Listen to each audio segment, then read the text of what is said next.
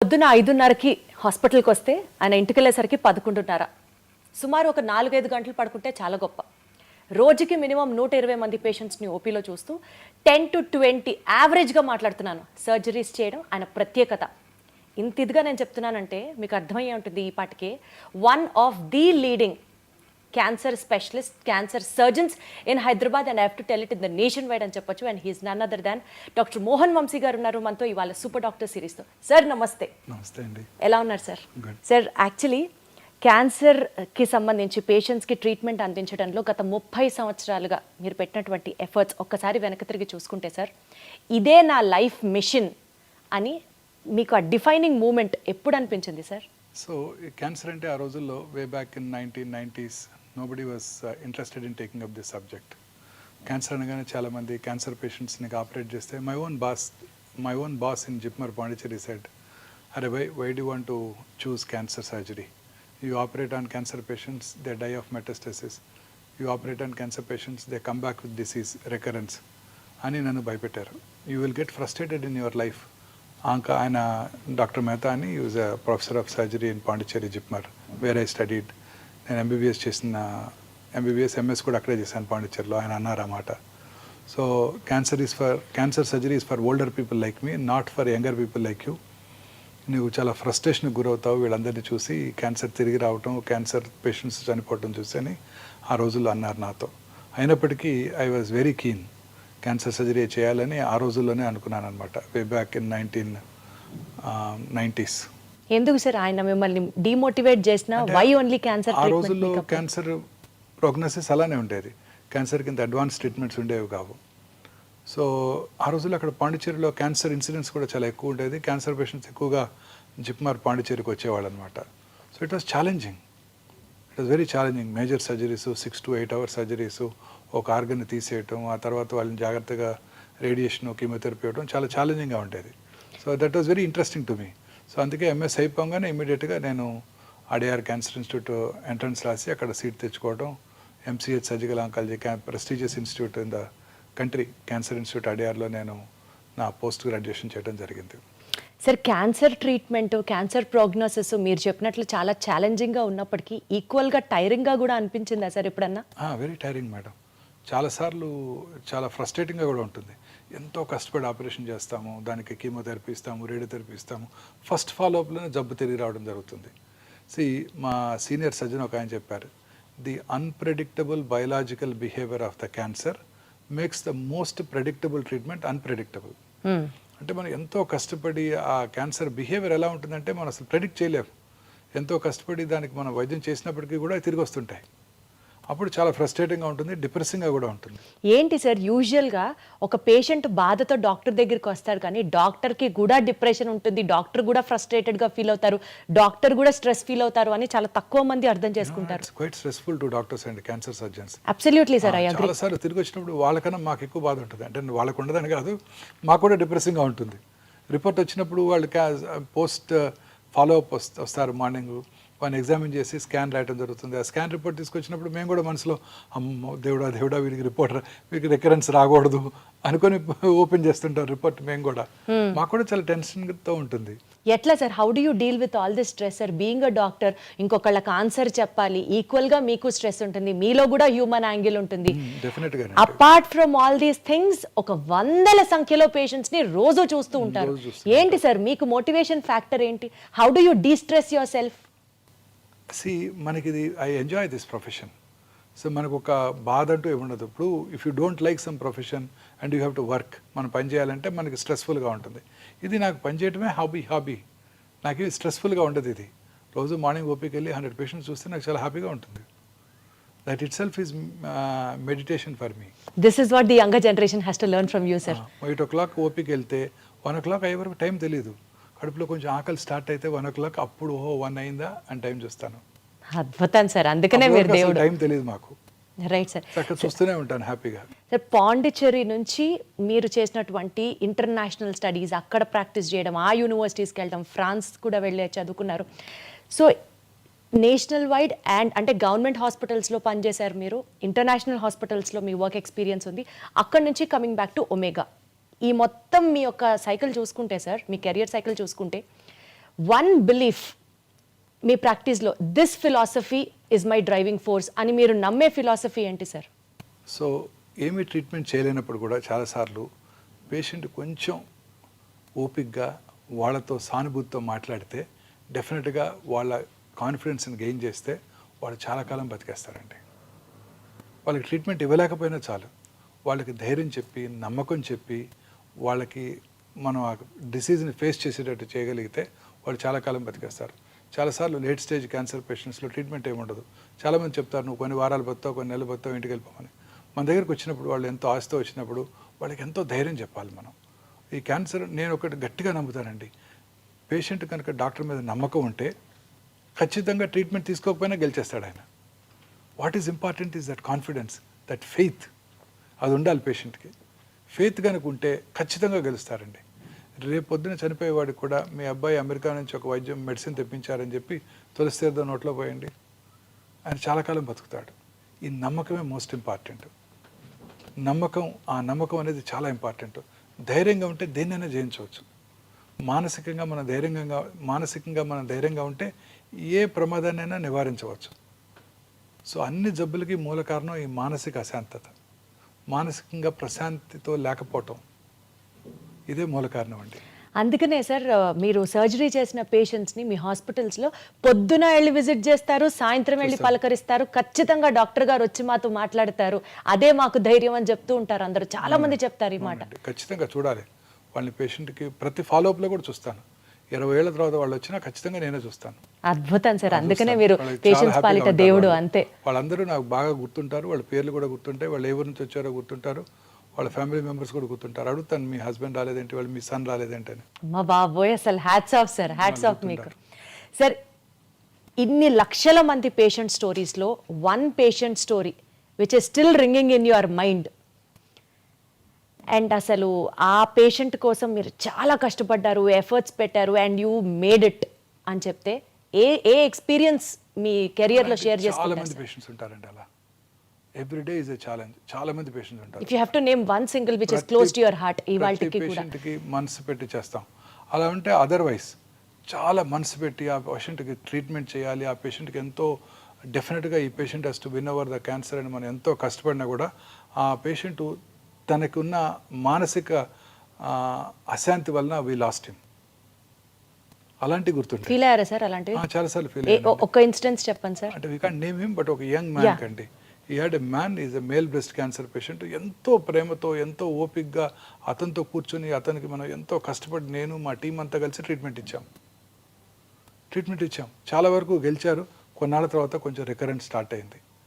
అప్పుడు he became very tense.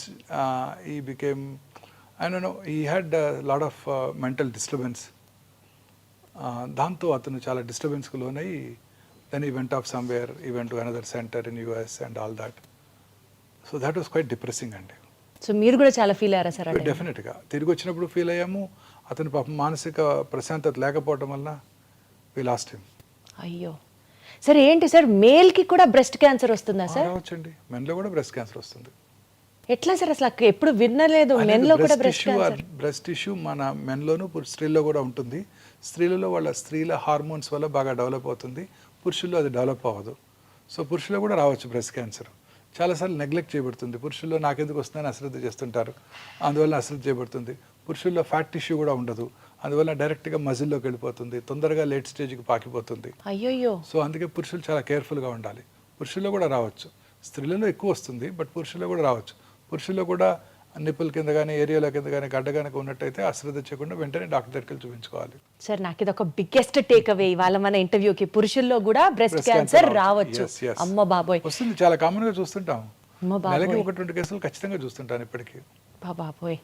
Sir అసలు cancer గురించి మాట్లాడుకుందాం సార్. క్యాన్సర్ అనేది ఎక్కడ స్టార్ట్ అవుతుంది సార్? అసలు ఒక పేషెంట్ చాలా హెల్దీ లైఫ్ స్టైల్ ఫాలో అవుతాడు, ఫ్యామిలీ హిస్టరీలో అసలు ఆ జెనెటికల్గా క్యాన్సర్ వచ్చే సూచనలే కనిపించవు, బట్ స్టిల్ అతనికి క్యాన్సర్ రావచ్చా?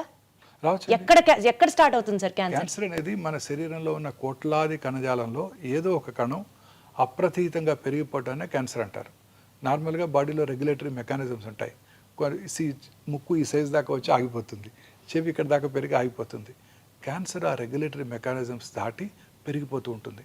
1 సెల్ 2 సెల్స్ అవుతుంది, 2 4 అవుతాయి, 4 8 అవుతాయి, 8 16 అవుతాయి, అలా ఎక్స్పోనెన్షియల్గా పెరిగిపోతూ ఉంటుంది. పెరిగిపోవటమే కాకుండా పక్కన ఉన్న నార్మల్ కణజాలంలోకి ఇన్వేట్ చేస్తుంది, ఆక్రమించేస్తుంది. పక్కన బోనున్న కూడా తినేస్తుంది. పక్కనున్న రక్తనాళాల ద్వారా, లింఫ్ నాళాల ద్వారా శరీరంలో ఇతర భాగాలకు పాకిపోతుంటుంది. అది క్యాన్సర్ అంటే. Body cannot control it, body cannot regulate it. మన బాడీలో ఉన్న ఒక 22,000 ప్రోటాన్ కోడింగ్ జీన్స్ ఉంటాయి. అందులో ఒక 500 to 600 ఆన్కో జీన్స్ అంటే క్యాన్సర్ కారక జన్యుల్ని సైంటిస్టులు ఐడెంటిఫై చేశారు. ఈ 500-600 జీన్స్లో వచ్చే మ్యుటేషన్స్ కారణంగానే క్యాన్సర్ వస్తుంది అని ఇప్పుడు సైంటిస్టులు గట్టిగా నమ్ముతున్నారు కూడా. సో అందుకే ఇప్పుడు అన్ని రకాల క్యాన్సర్స్కి జెనెటిక్ ప్రొఫైలింగ్ చేస్తున్నారు. ఏ జెనెటిక్ మ్యుటేషన్ వల్ల ఈ క్యాన్సర్ వచ్చింది, ఆ జెనెటిక్ మ్యుటేషన్ ఐడెంటిఫై చేసి ఆ జెనెటిక్ మ్యుటేషన్ని టార్గెట్ చేసే మెడిసిన్స్ కూడా ఇప్పుడు అందుబాటులోకి రాబోతున్నాయి.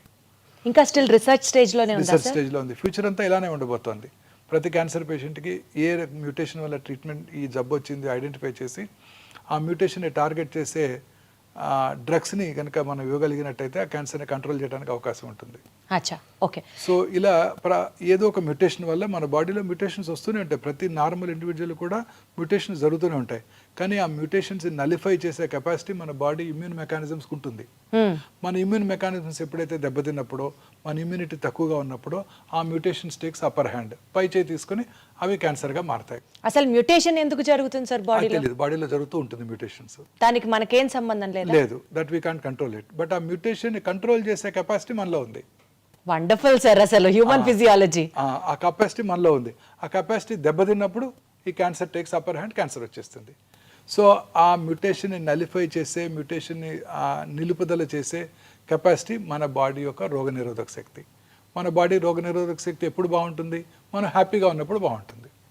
మనం ప్రశాంతంగా నిద్రపోతూ సంతోషంగా గడిపినట్టయితే ఈ జబ్బులు రానే రావు. మరి ఎట్లా సార్, ఒక మనిషి హెల్దీగా ఉన్నాడు, అతనికి ఎలాంటి సైన్స్ సిమ్టమ్స్ లేవు, బట్ స్టిల్ క్యాన్సర్ ఎలా వస్తుంది? రావచ్చు. కొన్నిసార్లు ఆ మ్యూటేషన్స్ ప్రిడామినెంట్గా ఉన్నప్పుడు రావచ్చు. చిన్నపిల్లలు ప్రశాంతంగానే ఉంటారు పాపం. వాళ్ళకి ఎటువంటి చీకు చింత లేవు, బాధలు లేవు, ఇన్కమ్ దాని గురించి ఆలోచించాల్సిన అవసరం లేదు. వాళ్ళలో కూడా క్యాన్సర్ వస్తుంది. సార్, పెద్దవాళ్ళలో వచ్చే క్యాన్సర్కి చిన్నపిల్లల్లో వచ్చే క్యాన్సర్కి వ్యత్యాసం ఏంటి సార్? చిన్నపిల్లల్లో ఎన్ని రకాల క్యాన్సర్లు ఉన్నాయి? చిన్నపిల్లల్లో జనరల్గా హిమటలాజికల్ అంటే బ్లడ్ సంబంధ క్యాన్సర్సు, నర్వస్ సిస్టమ్కి సంబంధించిన క్యాన్సర్సు, అలాగే సాఫ్ట్ టిష్యూస్ మజిల్స్లోను, అలాగే రిట్రోపెరిటోనియం, కిడ్నీ ట్యూమర్సు, న్యూరోబ్లాస్టోమర్స్ వస్తుంటాయి. పిల్లల్లో వచ్చే ట్యూమర్స్ జనరల్గా 100కు 80-90 మంది క్యూర్ అవుతాయి. క్యూర్ అయిపోతాయా? పిల్లల్లో వచ్చే ట్యూమర్స్ క్యూర్ అయిపోతాయి. అండ్ పిల్లలు ట్రీట్మెంట్ కూడా బాగా విత్స్టాండ్ చేయగలరు. చాలాసార్లు అనుకుంటాం పెద్దవాళ్ళే కీమోథెరపీ తట్టుకోలేరు, పిల్లలు ఏం తట్టుకుంటారని. పిల్లలు చక్కగా తట్టుకుంటారు. వాళ్ళు ఆడుతూ పాడుతూ కీమోథెరపీ తీసుకుని వెళ్ళిపోతుంటారు, చక్కగా చదువుకుంటూ ఉంటారు కూడా హాస్పిటల్లోనే. అంటే పెద్దవాళ్ళకు ఉన్నంత ట్రీట్మెంట్ కష్టాలు చిన్నపిల్లలకు ఉండవా సార్ క్యాన్సర్కి సంబంధించి? రోగనిరోధక శక్తి చాలా బాగుంటుంది. వాళ్ళు చక్కగా రికవర్ అవుతారు. వాళ్ళు ట్రీట్మెంట్ యొక్క సైడ్ ఎఫెక్ట్స్ బాగా తక్కువగా ఉంటాయి వాళ్ళలో. వాటిని కూడా బాగా ఫేస్ చేయగలరు వాళ్ళు. పిల్లల్లో సైడ్ ఎఫెక్ట్స్ చాలా తక్కువగా ఉంటాయండి. Nice sir. సార్, ఇప్పుడు పెద్దవాళ్ళలో క్యాన్సర్ రావడానికి మీరు అన్నట్లుగా జెనెటిక్ మ్యుటేషన్ అనేది అది అప్పర్ హ్యాండ్ ప్లే చేస్తుంది, అర్థమైంది సార్ నాకు. అది కాకుండా ఇప్పుడు మనము డైట్ రిలేటెడ్ అని చెప్పాలా, లేకపోతే smoking life style habit related అని చెప్పాలా, వైరస్ రిలేటెడ్ అని చెప్పాలా, లేకపోతే ఫైనల్లీ ఫ్యామిలీ హిస్టరీలో ఉంది కాబట్టి వీళ్ళకి కూడా వచ్చేస్తుంది అని చెప్పాలా? How do you have to see the? అన్నీ చెప్పొచ్చండి. మన బాడీలో 2 రకాల కారణాలు ఉన్నాయండి క్యాన్సర్ అవడానికి. ఒకటి జెనెటిక్ ప్రిడిస్పోజిషన్, అది మనం ఏం చేయలేము. BRCA1 BRCA2 మ్యుటేషన్ అంటారు, వినే ఉంటారు. మిస్ యాంజెలినా జోలీ వారి తల్లి గారికి ట్రిపుల్ నెగటివ్ బ్రెస్ట్ క్యాన్సర్ ఉన్నట్టయితే వారు కూడా 2011లోనే ఆ టెస్ట్ చేయించుకున్నారు. వారికి ఆ మ్యుటేషన్ వారిలో ఉంది కాబట్టి వారు క్యాన్సర్ రాకముందే 2 బ్రెస్ట్లు 2 ఓవరీలు తీయించేసుకున్నారు. అలా రకరకాల రెట్ మ్యుటేషన్ అని, మెడులరీ కార్సినోమా, థైరాయిడ్కి, ఫెమిలియల్ ఎడినోమాటస్ పాలిపోసిస్ కొని అని, కోలన్ క్యాన్సర్కి మ్యుటేషన్స్ ఉన్నాయి. ఆ మ్యుటేషన్స్ని కనుక ఉన్నట్టయితే వాళ్ళు ఖచ్చితంగా క్యాన్సర్ వస్తుంది. ఆ మ్యుటేషన్ ఐడెంటిఫై చేసి క్యాన్సర్ రాకుండా ముందుగానే సర్జరీ కూడా చేసే ఫెసిలిటీ ఉంది వాళ్ళందరికీ. ఇవి జెనెటిక్ మ్యుటేషన్స్. ఇవి కాక ఎన్విరాన్మెంటల్ ఫ్యాక్టర్స్. ఎన్విరాన్మెంటల్ ఫ్యాక్టర్స్లో ఇవి మీరు చెప్పినవన్నీ, లైఫ్ స్టైలు, అందులో ఇంక్లూడింగ్ ఫుడ్, దురలవాట్లు, తర్వాత మన చుట్టూ ఉండే ప్లాస్టిక్స్, ఎన్విరాన్మెంటల్ పొల్యూషను, ఇవన్నీ దోహదం చేస్తాయి క్యాన్సర్ రావడానికి. సో ఉదాహరణకి లైఫ్ స్టైల్ తీసుకున్నట్టయితే ముఖ్యంగా దురలవాట్లు.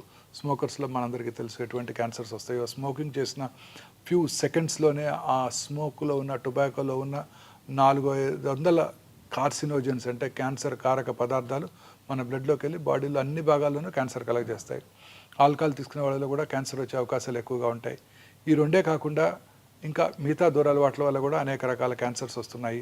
మనం తీసుకునే ఆహారము, ఈ processed foods, high fatty diet, low fibre diet, fresh fruits, greens తక్కువగా తీసుకుంటూ చాలామంది ఈ మధ్యకాలంలో ఈ కంటామినేటెడ్ ఆయిల్స్తో ప్రాసెస్డ్ ఫుడ్స్, రకరకాల ప్రిజర్వేటివ్స్, తర్వాత కలరింగ్ ఏజెంట్స్ వాడుతున్నారు. వీటన్నిటి వల్ల కూడా క్యాన్సర్ వస్తుంది. అవే కాక ఇంకా pollution, environmental pollution, automobile pollution urban ఏరియాస్లో, తర్వాత thermal power plant, asbestos industry, aluminium factories, plastic ఇండస్ట్రీలో పనిచేసే వాళ్ళలోను, సిగరెట్ టొబాకో ఇండస్ట్రీలో పనిచేసే వాళ్ళలోను, వీళ్ళందరి దగ్గర కూడా క్యాన్సర్స్ వచ్చే అవకాశాలు ఉంటాయి. ఫెర్టిలైజర్ ప్లాంట్స్లోను. సార్ ఇప్పుడు మీరు చెప్పినటువంటి రీజన్స్ అన్నిటితో పాటు ఎక్కడో విన్నాను సార్, బయటికి వెళ్తే పొల్యూషన్కి మనము పొల్యూషన్లో ఉన్నప్పుడు మనకి క్యాన్సర్ రావడానికి ఆస్కారం ఎక్కువ ఉంది because of the toxic substances. అవి కాకుండా ఇంట్లో మనం వాడే కెమికల్స్ బట్టి కూడా ఇండోర్లో ఉండే వాళ్ళకి కూడా క్యాన్సర్ రావడానికి చాలా కేసెస్ ఉన్నాయి అని విన్నాను. ఎంతవరకు కరెక్ట్ సార్ ఇది? తప్పనిసరిగానండి. అనేక రకాల కెమికల్స్, మనం వాడే టూత్పేస్ట్, మనం వాడే షాంపూస్, మనం వాడే సోప్స్, మనం వాడే ఇంట్లో వాడే food substances, floor clearance, disinfectants లో కూడా రిపెల్లెంట్స్, ఇవన్నీ మనం నేచర్తో ఫైట్ చేస్తున్నామండి. మార్నింగ్ లేవగానే synthetic toothpaste, plastic tooth brush, plastic bucket, hot water. Toothpaste కి క్యాన్సర్ కి సంబంధం ఉందా సార్? అన్ని రకాలుగానండి. అన్ని రకాల కెమికల్స్ వల్ల కూడా క్యాన్సర్స్ వస్తాయి. మనం వాడే టూత్పేస్ట్, మనం వెళ్ళి కార్లో కూర్చోగానే ఆ కార్లో ఉన్న ఇంటీరియర్, ప్లాస్టిక్ ఇంటీరియర్, ఆ స్మోక్కి ఆ ప్లాస్టిక్ మైక్రో ప్లాస్టిక్స్ అని మనం ఇన్హేల్ చేస్తాం. ప్లాస్టిక్ వాటర్ బాటిల్లో వాటర్ తాగుతాం. ఇవన్నీ కూడా క్యాన్సర్ కారకాలేనండి. సరే, అసలు ఏ తీసుకున్నా అదే. చాలాసార్లు నేను ఇవన్నీ చెప్పినప్పుడు ప్రజలు అంటుంటారు, మరి ఏం తిని బతకాలి, ఏం తాగి బతకాలని. అసలు మనిషికి ప్లాస్టిక్ కి ఎంత క్లోజ్ అటాచ్మెంట్ ఉంది సార్. ప్లాస్టిక్ లేని లైఫ్ ఊహించుకోవడం కూడా ఇంపాసిబుల్ అనిపిస్తుంది. చూడండి, మీరు పాత సినిమాలు చూసినట్టయితే, పాత ఇంగ్లీష్ సినిమాలు 30-40 years 50 years బ్యాక్ ఇంగ్లీష్ సినిమాలు చూస్తే, వాళ్ళు మార్కెట్కి వెళ్ళినప్పుడు వాళ్ళు they never carrying plastic bags, they're carrying only paper bags. వాళ్ళు పేపర్ బ్యాగ్స్ ఇలా క్యారీ చేయ కదా, ఇలా పట్టుకొని తీసుకొస్తుంటారు అందులో మూవీస్లో. చూడండి, 50 years బ్యాకే అక్కడ అవేర్నెస్ స్టార్ట్ అయింది. మనం ఇంకా కూడా ప్లాస్టిక్సే వాడుతున్నాం. సార్ ఫుడ్ గ్రేడ్ ప్లాస్టిక్స్ అంటున్నాం కదా సార్, ఆ ప్లాస్టిక్స్ చాలా మంచివి అని కదా సార్ వాడుతున్నాం. అలానే లేదండి, సింగిల్ యూజ్ ప్లాస్టిక్స్ అన్ని డేంజరస్ ఏనండి. బయోడిగ్రేడబుల్ ప్లాస్టిక్స్ అంటున్నాము. ఇంకా రాలేదు, ఇంకా వస్తాయంట అవి. చూడండి, ఇప్పుడు కూడా మనం ఇప్పుడు మా సూపర్ మార్కెట్కి వెళ్తే మనకి ఇప్పుడు కూడా ప్లాస్టిక్ కంటైనర్తో, ప్లాస్టిక్ బ్యాగ్తోనే మనకి ఇస్తున్నారు. అట్లీస్ట్ మనం ప్లాస్టిక్ బ్యాగ్ తీసుకెళ్ళినా సార్, సూపర్ బజార్స్ లో ఇచ్చేటువంటి ఆ గ్రాసరీస్ అన్ని ప్లాస్టిక్ లోనే ఫాయిల్ అయి ఉంటాయి కదా సార్. ఫాయిల్ అయి ఉంటాయి. ఇప్పుడు ఇవన్నీ స్లోగా అవన్నీ అవాయిడ్ చేయగలుగుతున్నాం కదండి. ఇప్పుడు చూడండి, కొత్తగా చాలాసార్లు సూపర్ మార్కెట్లో ఈ కవర్స్ వేస్తున్నారు, మనం ఇలా క్యారీ చేసి తీసుకురావాల్సి వస్తుంది ఇప్పుడు. సో లైఫ్ స్టైల్లో ప్లాస్టిక్ ని దూరంగా పెడితే క్యాన్సర్ ని నివారించవచ్చు అట్లీస్ట్. ఎస్, డెఫినెట్గానండి. బట్ చాలా కష్టం అది. మన ఎంటైర్ మీరు అన్నట్టు మనతో పాటు ఆ ప్లాస్టిక్ కంప్లీట్గా మమేకం అయిపోయింది సార్, మనలో ఉంది కదా సార్. కరెక్ట్ వర్డ్ వాడారు. ఎస్ సార్, ఒక మాట చెప్పండి, ఇవాళ రోజుల్లో సెల్ ఫోన్ ని చూడకుండా ఉండే వాళ్ళు అసలు లేరు. క్లోజ్ అఫినిటీ, ప్లాస్టిక్ ఎట్లా అయిపోయిందో సెల్ కూడా మన ఆత్మ అయిపోయింది. సెల్ ఫోన్ గనక ఎక్కువ వాడితే బ్రెయిన్ ట్యూమర్స్ వస్తుంది అని అంటున్నారు, అది నిజమేనా? ఎస్, ఓల్డెన్ డేస్లో ఈ పాత అంటే ఒక 10 years బ్యాక్ ఉన్న మొబైల్ ఫోన్స్లో రేడియేషన్ ఎక్స్పోజర్ ఎక్కువగా ఉండేది. ఇప్పుడున్న కొత్త ఫోన్స్లో ఆ రేడియేషన్ ఎక్స్పోజర్ లేదండి. దీనివల్ల బ్రెయిన్ ట్యూమర్స్ వచ్చే అవకాశాలు చాలా తక్కువ. ఇంతకుముందు ఉన్న ఫోన్స్ ఒక 10-15 years back cell phone start అయినప్పుడు వచ్చిన ఫోన్స్లో అది ఉండేది. పెరోటిడ్ ట్యూమర్స్, అలాగే బ్రెయిన్ ట్యూమర్స్ వచ్చే అవకాశాలు ఎక్కువగా ఉంటాయని అబౌట్ 2014లో WHO గైడ్లైన్స్ కూడా జారీ చేయడం జరిగింది. పిల్లలకి ముఖ్యంగా సెల్ ఫోన్స్ అవాయిడ్ చేయాలని కూడా వాళ్ళు చెప్పడం జరిగింది. అంటే సార్, ఇప్పుడు ఉన్నటువంటి స్మార్ట్ ఫోన్స్ అనాలా, కాస్ట్లీ ఫోన్స్ అనాలా? Smart phones. సో అంటే తక్కువ ఫోన్స్ లో ఇప్పటికీ రిస్క్ ఉంది? లేదండి, తక్కువే ఉంది రిస్క్. ఆ generation of phones have been now discontinued. So పర్వాలేదు, ఫోన్ వాడితే బ్రెయిన్ ట్యూమర్ అయితే రాదు అంతవరకు. కానీ ఫోన్ వాడితే ఇంకా చాలా ప్రమాదాలు ఉన్నాయండి. మీరు రాత్రిపూట మొబైల్ స్క్రీన్ చూస్తూ పడుకున్నారనుకోండి, రాత్రి 10 దాకా 11 దాకా, అది ఆ బ్లూ లైట్ మిమ్మల్ని డిస్టర్బ్ చేస్తుంది. సో మీ నిద్ర డిస్టర్బ్ అవుతుంది. ఆ నిద్ర మనం చక్కగా ఎర్లీగా నిద్రపోయినప్పుడు 9-10 కల్లా నిద్రపోయినట్టయితే 1 o'clock 2 AM మనకి మన బాడీలో మెలటోనిన్ అనే హార్మోన్ ఉత్పత్తి అవుతుందండి. ఆ melatonin as a strong anti cancer properties, అనేక రకాల క్యాన్సర్స్ రాకుండా చేస్తుంది. మీరు రోజు ఆ 11 పడుకునే ముందు లేట్గా ఈవినింగ్ టీవీ చూడటం, లేట్గా ఆ తర్వాత మొబైల్ ఫోన్ చూస్తూ పడుకోవటం, అందులో మెసేజెస్ ఆన్సర్ చేయటం, మీ వర్క్ అంతా డిక్టేట్ చేయటం మీ అసిస్టెంట్స్కి, కొలీగ్స్కి చేస్తూ పడుకుని రాత్రి 10 మొబైల్ ఫోన్తో పడుకున్నారనుకోండి, ఆ బ్లూ లైట్తో your entire rhythm gets disturbed. Sir ఇప్పుడు ఇదే పాయింట్ మీద ఒక డౌట్ సార్, 2ంటికి 3ంటికి ఆ టైంలో మెలటోనిన్ హార్మోన్ సెక్రెట్ చేస్తుంది body, that has anti cancer properties అంటున్నారు. It has many other properties also sir ఇప్పుడు పడుకోవడమే 2ంటికి పడుకున్నాం సార్, 5ంటికో 6ంటికో మెలటోనిన్ రిలీజ్ అవ్వదా బాడీలో? అవదండి.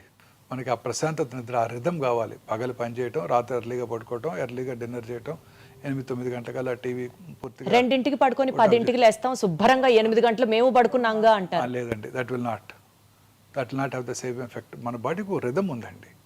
రాత్రిపూట పడుకోవటం, పగలు పని చేయటం. సో పగలు చక్కగా 8 నుంచి సాయంకాలం 5 పడుకుంటా మెలటోనిన్ ఉత్పత్తి అవుతుందంటే అవ్వదా సార్? అవ్వదు. సో ఈ రాత్రిపూట పనిచేసే వాళ్ళందరిలో కూడా క్యాన్సర్ వచ్చే అవకాశాలు ఎక్కువగా ఉంటాయి. క్యాన్సరే కాదు, blood pressure, coronary artery disease వచ్చే అవకాశాలు కూడా ఎక్కువగా ఉంటాయి.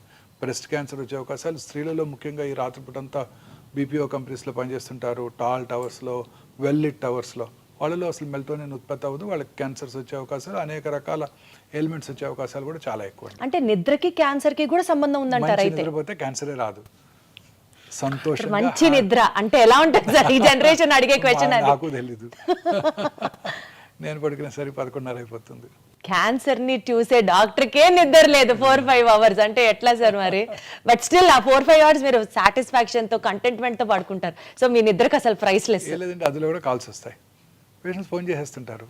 మీరు ఆన్సర్ చేస్తారా సార్? అర్ధరాత్రి కూడా? చేస్తాను. అర్ధరాత్రి కూడా చేస్తారా సార్? ఆ ఫోన్ స్పెషల్గా హాస్పిటల్ ఫోన్ ఉంటుంది, రాత్రిపూట కాల్ వచ్చిందంటే ఖచ్చితంగా కాల్ చేస్తాను. మరి ఎట్లా సార్ మీకు నిద్ర ఎట్లా? మాకు అలవాటు అయిపోయిందండి. సర్జన్స్ అంతా అంతే, ఫోన్ తీసుకోవడం వెంటనే పడుకుంటాం మేము. మాకు ఆ ప్రాబ్లం లేదు. ఓకే సార్, ఇప్పుడు యూజువల్గా అంటూ ఉంటారు కదా, అన్నం తిన్న తర్వాత ఆర్ ఏ మీల్ తీసుకున్న తర్వాత అన్న డెజర్ట్ తినడం అనేది ఒక లైఫ్ స్టైల్, కొత్తగా వచ్చినటువంటి ఒక habit and people are addicted to it. ఆ మాటలో మాట్లాడితే ఆర్టిఫిషియల్ స్వీట్నర్స్ లైక్ ఆస్పర్టమ్ కానివ్వండి, సుక్రలేస్ కానివ్వండి, ఇలాంటి ఆర్టిఫిషియల్ స్వీటనర్స్ వల్ల క్యాన్సర్ వస్తుంది అన్నది నిజమా లేకపోతే అబద్ధమా? నిజమే. అనేక రకాల ఎలిమెంట్స్ ఇంక్లూడింగ్ కిడ్నీ ఎలిమెంట్స్ కూడా ఈ ఆర్టిఫిషియల్ స్వీట్నర్స్ వస్తుంటాయి. నేను చాలా సార్లు నా ప్రోగ్రామ్స్లో చెప్పాను, అన్ని రకాల ఆర్టిఫిషియల్ స్వీట్నర్స్ అండ్ షుగర్ కూడా తగ్గించేయాల్సిందే. షుగర్ కి డైరెక్ట్ గా క్యాన్సర్ కి రిఫైన్డ్ షుగర్ అనేక రకాల ఎలిమెంట్స్ కారణం అండి. సో దాని బదులు ఫ్రూట్స్ లో ఉండే షుగర్ ద్వారా మనకు ఆ కార్బోహైడ్రేట్ రిక్వైర్మెంట్ వస్తే చాలా బాగుంటుంది. ఈ complex carbohydrates are far superior to the simple sugars. ఇప్పుడు ప్లెయిన్ రైస్ ఉందనుకోండి, ఇట్స్ ఎ సింపుల్ షుగర్. దాన్ని ఫెర్మెంట్ చేసుకుని ఇడ్లీ దోశలాగా తిన్నాం అనుకోండి, it's a complex carbohydrate. So complex carbohydrates వలన ఆ షుగర్ స్పైక్స్ ఉండవండి. సో గ్లూకోజ్ స్పైక్స్ ఉండవు, ఇన్సులిన్ రెసిస్టెన్స్ డెవలప్ అవ్వదు. సో వాళ్ళు అన్ని రకాల ఎలిమెంట్స్ వచ్చే అవకాశాలు కూడా తక్కువగా ఉంటాయి. సో ఈ simple sugars are dangerous. Just plain white refined sugar with మైదాతో చేసే స్వీట్స్ ఉంటాయి చూడండి, అవి చాలా డేంజరస్. అన్ని రకాల ఎలిమెంట్స్కి అవి కారణం అండి. సౌత్ ఇండియన్ ఫుడ్లోను, నార్త్ ఇండియన్ ఫుడ్లో కూడా, ముఖ్యంగా ఇండియన్ ఫుడ్లోనే ఎక్కువ చూస్తుంటాం. అందుకే ఇండియాలో ఉన్నంతమంది డయాబెటిక్స్ ప్రపంచంలో ఎక్కడా లేరు. సో ఈ simple sugars are dangerous. Fruit sugars, complex sugars are safe. So fermented idli తిన్నాం అనుకోండి, అదే రైస్తో మనం ఇడ్లీ తయారు చేసుకున్నాం అనుకోండి, దట్ ఈస్ సేఫ్. అదే రైస్తో దోశ చేసుకున్నాం, fermented food, they are safe. కానీ సార్ మనం అవాయిడ్ చేయండి అని చెప్పడం యాజ్ అ డాక్టర్ మీరు చెప్తారు, బట్ ఆన్ ప్రాక్టికల్ నోటు ఏదో ఒక రోజు, ఈరోజు ఫ్రెండ్ పిలిచాడనో, మరుసటి రోజు ఆఫీస్లో పార్టీ అనో, ఫ్యామిలీ ఫంక్షన్ అనో ఏదన్నా కావచ్చు కదా, తినాల్సి వచ్చింది sir. Then how do we plan our lifestyle sir? అసలు తిననే కూడదంటారా? అలా 1-2 సార్లు తింటే ఏం ప్రాబ్లం లేదండి. మితంగా తీసుకుంటే ఏదైనా మంచిదే, ఎక్కువగా తీసుకోకూడదు. మన లైఫ్ స్టైల్ మనం పూర్తిగా ఒక మంచి లైఫ్ స్టైల్లో ఉండాలంటే equally good amount of protein, good amount of carbohydrate, preferably unprocessed foods, natural sugars, natural ఫుడ్స్తో మనం అది చూసుకోవాల్సి ఉంటుంది. డైటరీ దీనికి అలవాటు పడిపోవాలి మనం. Morning good amount of fruits, తర్వాత some amount of nuts. Fruits కూడా ఒకేసారి ఫ్రూట్సే తినకూడదు, వాటితో పాటు కొంచెం నట్స్, కార్బోహైడ్రేట్ తీసుకుంటే షుగర్ స్పైక్స్ తగ్గిపోతాయి అన్నమాట. తర్వాత మనం తీసుకునే మధ్యాహ్నం మీల్లో కూడా ఐసీఎంఆర్ గైడ్లైన్స్ వచ్చేసాయి. 56% of our ailments are due to food consumption. Ailments itself are due to food consumption sir? Like for example if you have to explain. అన్ని రకాల ఎయిల్మెంట్స్కి ఫుడే కారణం అండి. సో మన ఫుడ్ అంటే ఎట్లా సార్, ఎట్లా ఫుడ్ ఇంటేక్ ఎయిల్మెంట్స్ కి ఎట్లా? అన్ని రకాల అంటే ఏ ఎయిల్మెంట్ అయినా కూడానండి, మనకు ఉదాహరణ కర్నరీ ఆర్టరీ డిసీజ్ కానివ్వండి, మన ఇంప్రూవ్డ్ సెర్బ్రోవాస్కులర్ యాక్సిడెంట్స్ కానివ్వండి, అల్జీమర్స్ డిసీజ్ కానివ్వండి, అన్నిటికీ కూడాను మనం తీసుకునే ఆహారమే ముఖ్యమండి. మనం చక్కగా ఫ్రెష్ ఫ్రూట్స్, వెజిటబుల్స్ ఎక్కువగా తీసుకుంటూ, ప్రాసెస్ ఫుడ్స్, రెడ్ మీట్ అవి తక్కువగా తీసుకుంటూ, హెల్దీ ఫుడ్ అంటే ఫ్రూట్స్ అవి రెగ్యులర్గా కన్జ్యూమ్ చేస్తూ, గ్రీన్స్ అవి ఎక్కువగా తీసుకుంటూ, రెగ్యులర్గా ఎక్సర్సైజ్ చేస్తూ దురలవాట్లకు దూరంగా ఉంటూ లీన్ బాడీ మాస్ మెయింటైన్ చేస్తే అన్ని రకాల ఎలిమెంట్స్కి దూరంగా ఉండొచ్చు. మోహన్ వంశీ గారి డైట్ సీక్రెట్ ఏంటి, ఫిట్నెస్ సీక్రెట్ ఏంటి అంటే ఏం చెప్తారు సార్? మీరు ఏం తింటారు సార్ చెప్పండి. నేను ఐఎమ్ నాట్ అంటే ఐఎమ్ ఏ ఫుడీ అండి. నాకున్న ఒకే హాబీ ఫుడ్ తింటమే. నాకున్న ఒకే హాబీ, నాకు ఇంకే హాబీ లేదు. సార్ ఏ యాంగిల్లో మీరు ఫుడ్ అని చెప్పాలి సార్, చెప్పండి మీరు. మూవీకి వెళ్ళాలని కోరుకుండదు, టూర్ చేయాలని కోరుకుండదు, యూరోప్ వెళ్ళాలని కోరుకుండదు, ఒక ఫుట్బాల్ మ్యాచ్ చూడాలనో క్రికెట్ మ్యాచ్ చూడాలని కోరుకుంటుంది. My mind will be rotating around food if I'm not concentrating and seeing patients or reading or something like that. TV చూస్తే ఓన్లీ ఫుడ్ ప్రోగ్రామ్సే చూస్తాను, ఇంకేం చూడను. If at all I watch Yes, sir. TV, What does your healthy diet consist of? That's what we are more interested to I know. watch TV, I watch only food programs. నేను retire అయినాక I will become a great chef. Oh my God, that's wonderful. That's wonderful. తప్పనిసరిగా నేను వండుతారా sir అయితే? చేస్తానండి. ఏం చేస్తారు sir బాగా? ఏమైనా చేస్తాను, అన్ని చేస్తాను. అమ్మో బాబోయ్. రిటైర్ అయినాక I will become a great chef అండి. Sir, you have to host a party and we would all come and taste your items, sir. Then definitely for sure. But otherwise, sir, taking on a serious note, what does your diet consist of? Morning fruits nuts తీసుకుంటానండి, కొంత curd కూడా తీసుకుంటాను. Plain curd, sir? Plain curd. Lunch టైంలో జనరల్గా ఒక phulka or కొంచెం rice with dal ఖచ్చితంగా ఉంటుంది. I'm vegetarian for past 32 years. So dal ఖచ్చితంగా ఉంటుంది. వెజిటబుల్స్ అన్ని రకాల వెజిటబుల్స్ తీసుకుంటారండి. Evening some amount 1 or 2 helpings of fruits తీసుకుంటాను. నైట్ ఎర్లీగా డిన్నర్ చేసేస్తాను 7 కల్లా. 7 దాటాక ఇంకా అసలు జనరల్గా ఏం తినకుండా ఉండడానికి ప్రయత్నిస్తాను. బట్ జనరల్గా ఐ సక్సీడ్. అర్లీగా ఇంటికి వెళ్తే తినాలనిపిస్తుంది, లేకపోతే 11కి వెళ్తే తినాలనిపించదు. ఇంకా పడుకుని నిద్రపోతాం కదా. ఖచ్చితంగా ఈ టైమ్స్ ఖచ్చితంగా నేను స్ట్రిక్ట్గా అదే టైంలో ఫుడ్ తీసుకుంటాను. మీరు వర్కౌట్ చేస్తారా సార్? అంటే జనరల్గా కొంచెం రోజుకు ఒక 10-15 minutes. నేను ఈ హాస్పిటల్లో రౌండ్స్ చేస్తానండి. మార్నింగ్ అదే మీ రౌండ్స్, walking? అదే వాకింగ్. జనరల్గా 8,000 steps చేసేస్తాను మార్నింగ్. మీరు అది ఫాలో అవుతారా సార్? 8,000 steps, 10,000 సుమారుగా steps? అంత అయిపోతుందండి. 8,000 steps అయిపోతాయి. మార్నింగ్ 8th floor నుంచి రౌండ్ స్టార్ట్ చేస్తే ఖచ్చితంగా అన్ని ఫ్లోర్స్ తిరుగుతాను. తర్వాత ఓపీలో కూడా నడిచే ఓపీ చూస్తుంటాను అంతా, ఓకే. 4 rooms-లో. అందువల్ల ఆ స్టెప్స్ సరిపోతాయి. సో ఏదో ఒక బేసిక్ ఫిజికల్ యాక్టివిటీ అయినా ప్రతి ఒక్కరికి ఉండాలి. డెఫినెట్గా. Right. Sitting is smoking, new smoking. Moment is medicine. ఎంత బాగుంది సార్, ఎంత రిథమిక్ గా రైమింగ్ గా ఉంది. Sitting is new smoking, moment is medicine. Movement is medicine. ఇప్పుడు అందరూ కూడా ఈ 24 hours 18 hours పనిచేస్తున్నారు. చాలామంది కూర్చొని పనిచేస్తుంటారు సిస్టమ్స్ ముందు. వాళ్ళందరికీ చాలా రకాల ఎలిమెంట్స్ వస్తుంటాయి. వాళ్ళందరికీ షార్ట్ వాక్స్, ప్రతి హాఫ్ అన్ అవర్కి ఒక 5 minutes వాక్ చేయడం, నుంచొని పని చేయడం, అవి కనుక అలవాటు చేసుకుంటే చాలా ఎలిమెంట్స్ తగ్గిపోతాయండి. బట్ సార్, వాకింగ్ చేస్తే నిజంగా మీరు నాకు 8,000 steps అన్నారని అడుగుతున్నా, 10,000 అడుగులు వేస్తే క్యాన్సర్ కి దూరం అని మనం యూజువలీ చూస్తూ ఉంటాం articles. Is it true sir? ఎందుకంటే ఎంతో కొంత వాకింగ్ చేస్తున్న వాళ్ళండి ఎప్పుడు మూమెంట్ ఉంటూనే ఉండాలి. క్యాన్సర్ కి హెల్ప్ అవుతుందా సార్? అన్ని రకాల వాకింగ్ కి క్యాన్సర్ కి కనెక్షన్ ఉందా సార్? ఖచ్చితంగా. ఇప్పుడు కొత్తగా ఇంకొక అధ్యయనం చూశాను. అదేంటంటే బ్రెస్ట్ క్యాన్సర్ పేషెంట్స్లో పోస్ట్ ట్రీట్మెంట్ తర్వాత వాళ్ళు రెగ్యులర్గా ఫిజికల్లీ ఫిట్గా ఉన్నట్టయితే, రెగ్యులర్గా ఎక్సర్సైజ్ చేస్తుంటే క్యాన్సర్ తిరిగి వచ్చే అవకాశాలు కూడా తగ్గిపోతాయి అంటున్నారు. Okay okay okay okay sir, అసలు క్యాన్సర్లో ఎన్ని రకాలు ఉంటాయి సార్? ఆ అన్ని రకాల క్యాన్సర్స్ని మనం ముందరగానే ఐడెంటిఫై చేయొచ్చా సార్? క్యాన్సర్ అంటే మనం అనుకున్నట్టు ఏదో కణజాలం నుంచి క్యాన్సర్ రావచ్చండి. సో బ్రాడ్గా 2 రకాల క్యాన్సర్స్ వస్తుంటాం. ఒకటి సాలిడ్ ఆర్గన్స్, అంటే బ్రెస్ట్, లంగ్, బోను, బ్రెయిన్, కోలను, స్టమక్ అనమాట. రెండోది హిమటలాజికల్, అంటే బ్లడ్ సంబంధ క్యాన్సర్స్. బ్లడ్ బాడీ అంతా ఉంటుంది కదండి. ఇవన్నీ జనరల్గా బోన్ మ్యారోలో తయారై బ్లడ్ క్యాన్సర్స్ ద్వారా మనకు మేనిఫెస్ట్ చేస్తాయి. సో ఈ 2 రకాల క్యాన్సర్స్ డిఫరెంట్గా ఉంటాయి అనమాట. ఈ సాలిడ్ ట్యూమర్స్కి ట్రీట్మెంట్ వేరుగా ఉంటుంది, హిమటలాజికల్ మెలిగ్నెన్సీస్కి ట్రీట్మెంట్ వేరుగా ఉంటుంది. హిమటలాజికల్ మెలిగ్నెన్సీ జనరల్గా కీమోథెరపీ, టార్గెటెడ్ థెరపీస్, ఇమ్యూనోథెరపీస్ ఉంటాయి. సాలిడ్ ట్యూమర్స్కి సర్జరీ, రేడియేషన్, కీమోథెరపీ అవి ఉంటుంటాయి అనమాట. సో ఈ క్యాన్సర్స్ అన్నీ కూడాను డిఫరెంట్ స్పెషలిస్ట్ వీటిని హ్యాండిల్ చేస్తుంటారు క్యాన్సర్కి. సో క్యాన్సర్ యొక్క బిహేవియర్ అనేది ట్యూమర్ యొక్క గ్రేడ్ని బట్టి ఆధారపడి ఉంటుంది.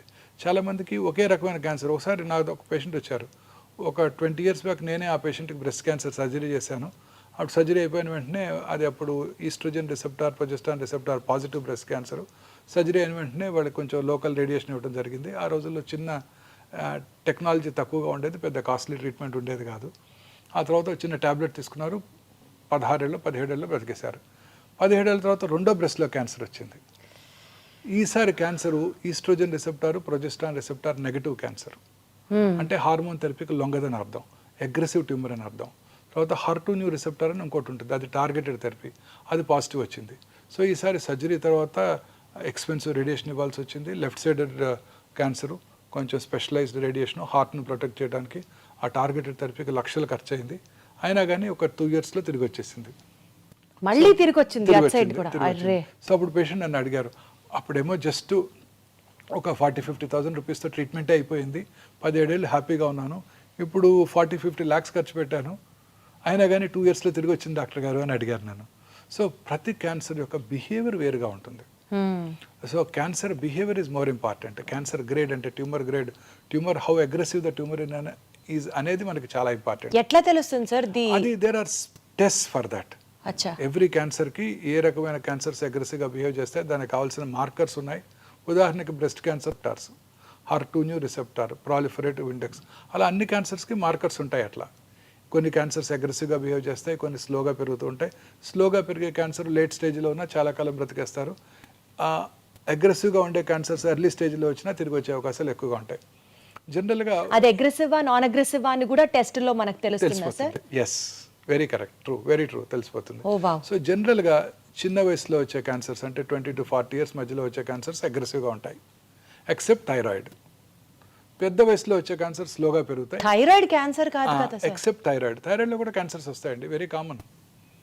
థైరాయిడ్ క్యాన్సర్స్ ఒక్కటే చిన్న వయసులో వస్తే స్లోగా పెరుగుతాయి, పెద్ద వయసులో వస్తే ఫాస్ట్గా పెరుగుతాయి. మిగతా అన్ని క్యాన్సర్స్ జనరల్గా ఎల్డర్లీ ఏజ్లో వచ్చినప్పుడు స్లోగా పెరుగుతాయి, చిన్న వయసులో 20 to 40 మధ్యలో వచ్చినప్పుడు ఫాస్ట్గా పెరుగుతాయి. అంటే యూజువల్గా ఇప్పుడు ఈ థైరాయిడ్ హార్మోన్ ఇంబ్యాలెన్స్ అనేది ఎక్కువ వింటూ ఉంటాం కదా సార్, థైరాయిడ్, PCOD, PCOS ఇట్లా చెప్తూ ఉంటారు కదా సార్.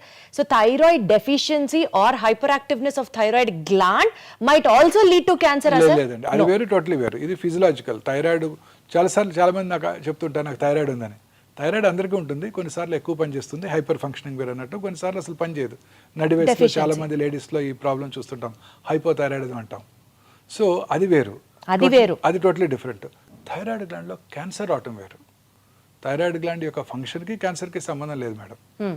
థైరాయిడ్ గ్లాండ్లో నార్మల్ ఫంక్షనింగ్ థైరాయిడ్లో కూడా చిన్న లంప్ రావటం, లోవర్ పార్ట్ ఆఫ్ ద నెక్లో ఎక్కడ లంప్ వచ్చినా ఇమీడియట్గా అశ్రద్ధ చేయకుండా మనం పరీక్ష చేయించుకోవాలి ఎవరైనా సరే. సార్ ఇందాక మీరు అన్నట్లుగా జీన్ మ్యూటేషన్ టెస్ట్ అని అన్నారు చూడండి, అంటే ఫ్యూచర్లో పలానా వ్యక్తికి క్యాన్సర్ వస్తుందా అని కూడా మనం ముందుగానే టెస్ట్ చేసుకొని చేయొచ్చా సార్? ఏజ్ నుంచి చేయొచ్చు అది? మొన్న మధ్య Zerodha CEO mister Nikhil Kamath mister bill gates podcast చేశారు. అప్పుడు ఆయన అడిగారు, మా యంగ్ ఆంటర్ప్రెనర్స్కి మీరు ఇచ్చే సలహా ఏంటి, వారి హెల్త్ ఎలా మెయింటైన్ చేసుకోవాలని.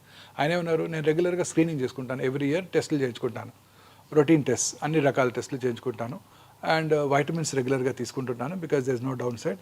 రీసెంట్గా ఒక టెస్ట్ వచ్చింది, ఈ టెస్ట్ కనుక చేయించుకున్నట్టయితే నెక్స్ట్ ఫ్యూ ఇయర్స్లో క్యాన్సర్ వచ్చేది లేనిది నేను ముందే తెలుసుకోవచ్చు. ఈ CT scan, PET CT scan, PET-MR పట్టుకోకముందే నేను ఈ కొత్త టెస్టులు క్యాన్సర్ రావడానికి ముందుగా పసిగట్టేస్తాయి. ఆ టెస్ట్ కూడా నేను రెగ్యులర్ చేయించుకుంటున్నాను. అమెరికాలో insurance companies cover that. I don't know, it's an expensive test. ఇండియాలో మీ ఇన్సూరెన్స్ కంపెనీస్ కవర్ చేస్తాయో లేవో నాకు తెలియదు అని కూడా ఆయన అన్నారు. అదే అడగబోతున్నాను. ఆ టెస్ట్ ఇప్పుడు మనకి హైదరాబాద్లో అందుబాటులోకి వచ్చింది. మనకి ఒమేగాలో చేస్తారా సార్ ఆ టెస్ట్? చేస్తారు, ఇదే లాంజివిటీ లాంజ్లో చేస్తాం. అదేంటంటే సింపుల్ బక్కల్ స్మియర్ తీసుకొని ఆ ఎగ్జోమ్ స్టడీ అంటారు. ఇందాక మనం డిస్కస్ చేసాము, ఒక 400 to 500 ఆంకోజీన్స్ ఉన్నాయి. ఈ ఆంకోజీన్స్లో వచ్చే మ్యూటేషన్ వల్లే క్యాన్సర్ వస్తుంది. ఈ మ్యూటేషన్స్ని ట్రిగర్ చేసేది ఎగ్జోమ్స్. ఓకే, ఎగ్జోమ్స్. ఆ ఎగ్జోమ్స్ని మనం అనలైజ్ చేసి క్యాన్సర్ రావటాన్ని ముందుగా పసిగట్టేయచ్చు. ఓకే. సో అంటే ఫర్ ఎగ్జాంపుల్ ఈ పర్టికులర్ ఇండివిజువల్కి కోలన్ క్యాన్సర్ వస్తుంది అని కనుక మనం ప్రెడిక్ట్ చేసినట్టయితే ఆ పర్టికులర్ ఇండివిజువల్కి డైటరీ హెల్ప్, అంటే బాగా గ్రీన్స్, వెజిటబుల్స్ ఎక్కువగా తీసుకుంటూ, ప్రాసెస్ మీట్ తక్కువగా తీసుకుంటూ, ఆల్కహాల్ తీసుకున్నట్టయితే మానిపించేసి, ఎందుకంటే alcohol increases the risk of colon cancer. తర్వాత కిమో ప్రొఫైలాక్సిస్ ఉంది. ఆస్పిరిన్, మనం బ్లడ్ థిన్నర్స్ వాడుతుంటాం, మీరు వినే ఉంటారు, ఆస్పిరిన్, లో డోస్ ఆస్పిరిన్. ఆ లో డోస్ ఆస్పిరిన్ తీసుకునే వాళ్ళలో కోలన్ క్యాన్సర్ వచ్చే అవకాశాలు తక్కువగా ఉంటాయి. సో ఆయనకి ఆస్పిరిన్ ఇవ్వటం, నెలకు ఒకసారి ఫీకల్ అక్కల్ బ్లడ్ టెస్ట్ చేయించుకోవటం, అవసరమైతే బ్లడ్ ఉన్నట్టయితే సిగ్మాడోస్కోపీ, కొలనోస్కోపీ చేసి ఏమైనా పాలిప్స్ ఉన్నట్టయితే ఆ పాలిప్స్ రావడంతోనే వాటిని తీసివేయడం ద్వారా క్యాన్సర్ రావటాన్ని నివారించవచ్చు. నివారించవచ్చా సార్? ఆర్ లేట్ చేయొచ్చా? నివారించవచ్చు. అద్భుతం, అద్భుతం అసలు.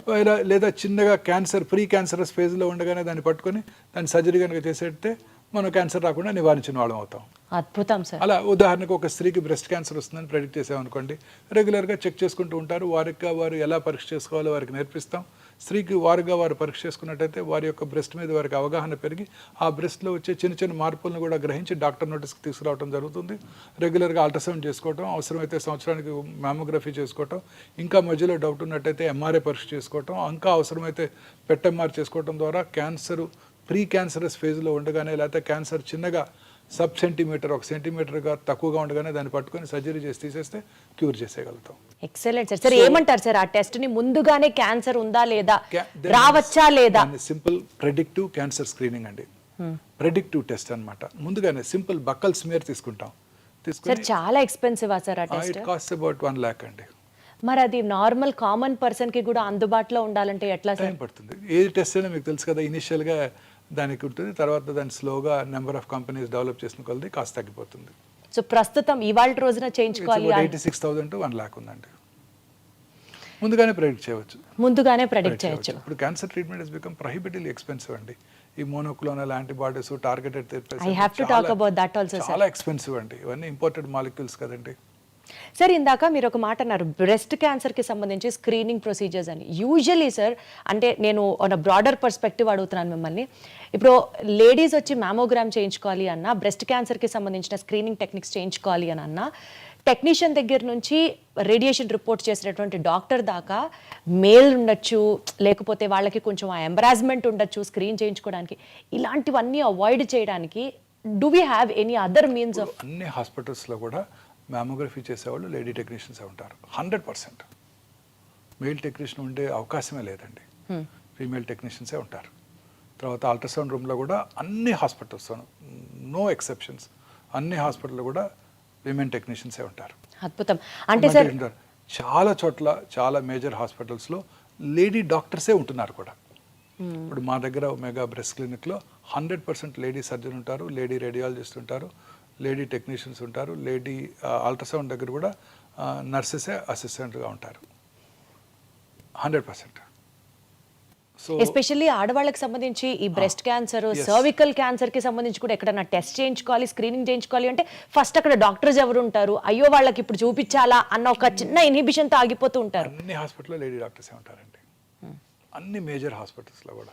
సార్ ఈ మధ్య కాలంలో రీసెంట్ ఇన్సిడెంట్స్, బ్రెస్ట్ క్యాన్సర్ ఎట్లయితే రేట్ పెరిగిపోయింది అని వింటున్నామో, బాగా పెరిగిపోయింది అని, ఈవెన్ సర్వికల్ క్యాన్సర్ కూడా ఆడవాళ్ళలో ఎక్కువగా వింటున్నాం sir.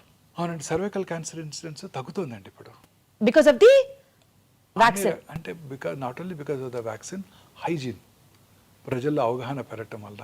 C what is the most important cause for cervical cancer? Human papillomatous virus infection. ఈ వైరస్ ఇన్ఫెక్షన్ తేమ కలిగిన వాతావరణంలో, హ్యూమిడ్ ఎన్విరాన్మెంట్, కోస్టల్ ఏరియాస్లో ఎక్కువగా వ్యాప్తి చెంది అక్కడ వాళ్ళకి socially and economically backward sections of the సొసైటీలో హైజీన్ మీద అవగాహన లేదు. డ్యూరింగ్ ఎస్పెషలీ పీరియడ్స్ టైంలో వారికి ఎలా హైజీనిక్గా ఉండాలి అన్న దాని మీద అవగాహన లేకపోవడంతో ఆ వైరస్ ఎక్కువగా వ్యాప్తి చెందుతోంది. అలాగే వారి సెక్షువల్ పార్ట్నర్స్ కూడా హైజీన్ మీద అవగాహన లేదు. చాలామందిలో మల్టిపుల్ సెక్షువల్ పార్ట్నర్స్ కూడా ఉండొచ్చు. వాళ్ళలో ఈ క్యాన్సర్ ఇన్సిడెన్స్ ఎక్కువ. ఇప్పుడు ఇవన్నీ కూడా బాగా తగ్గిపోయాయి.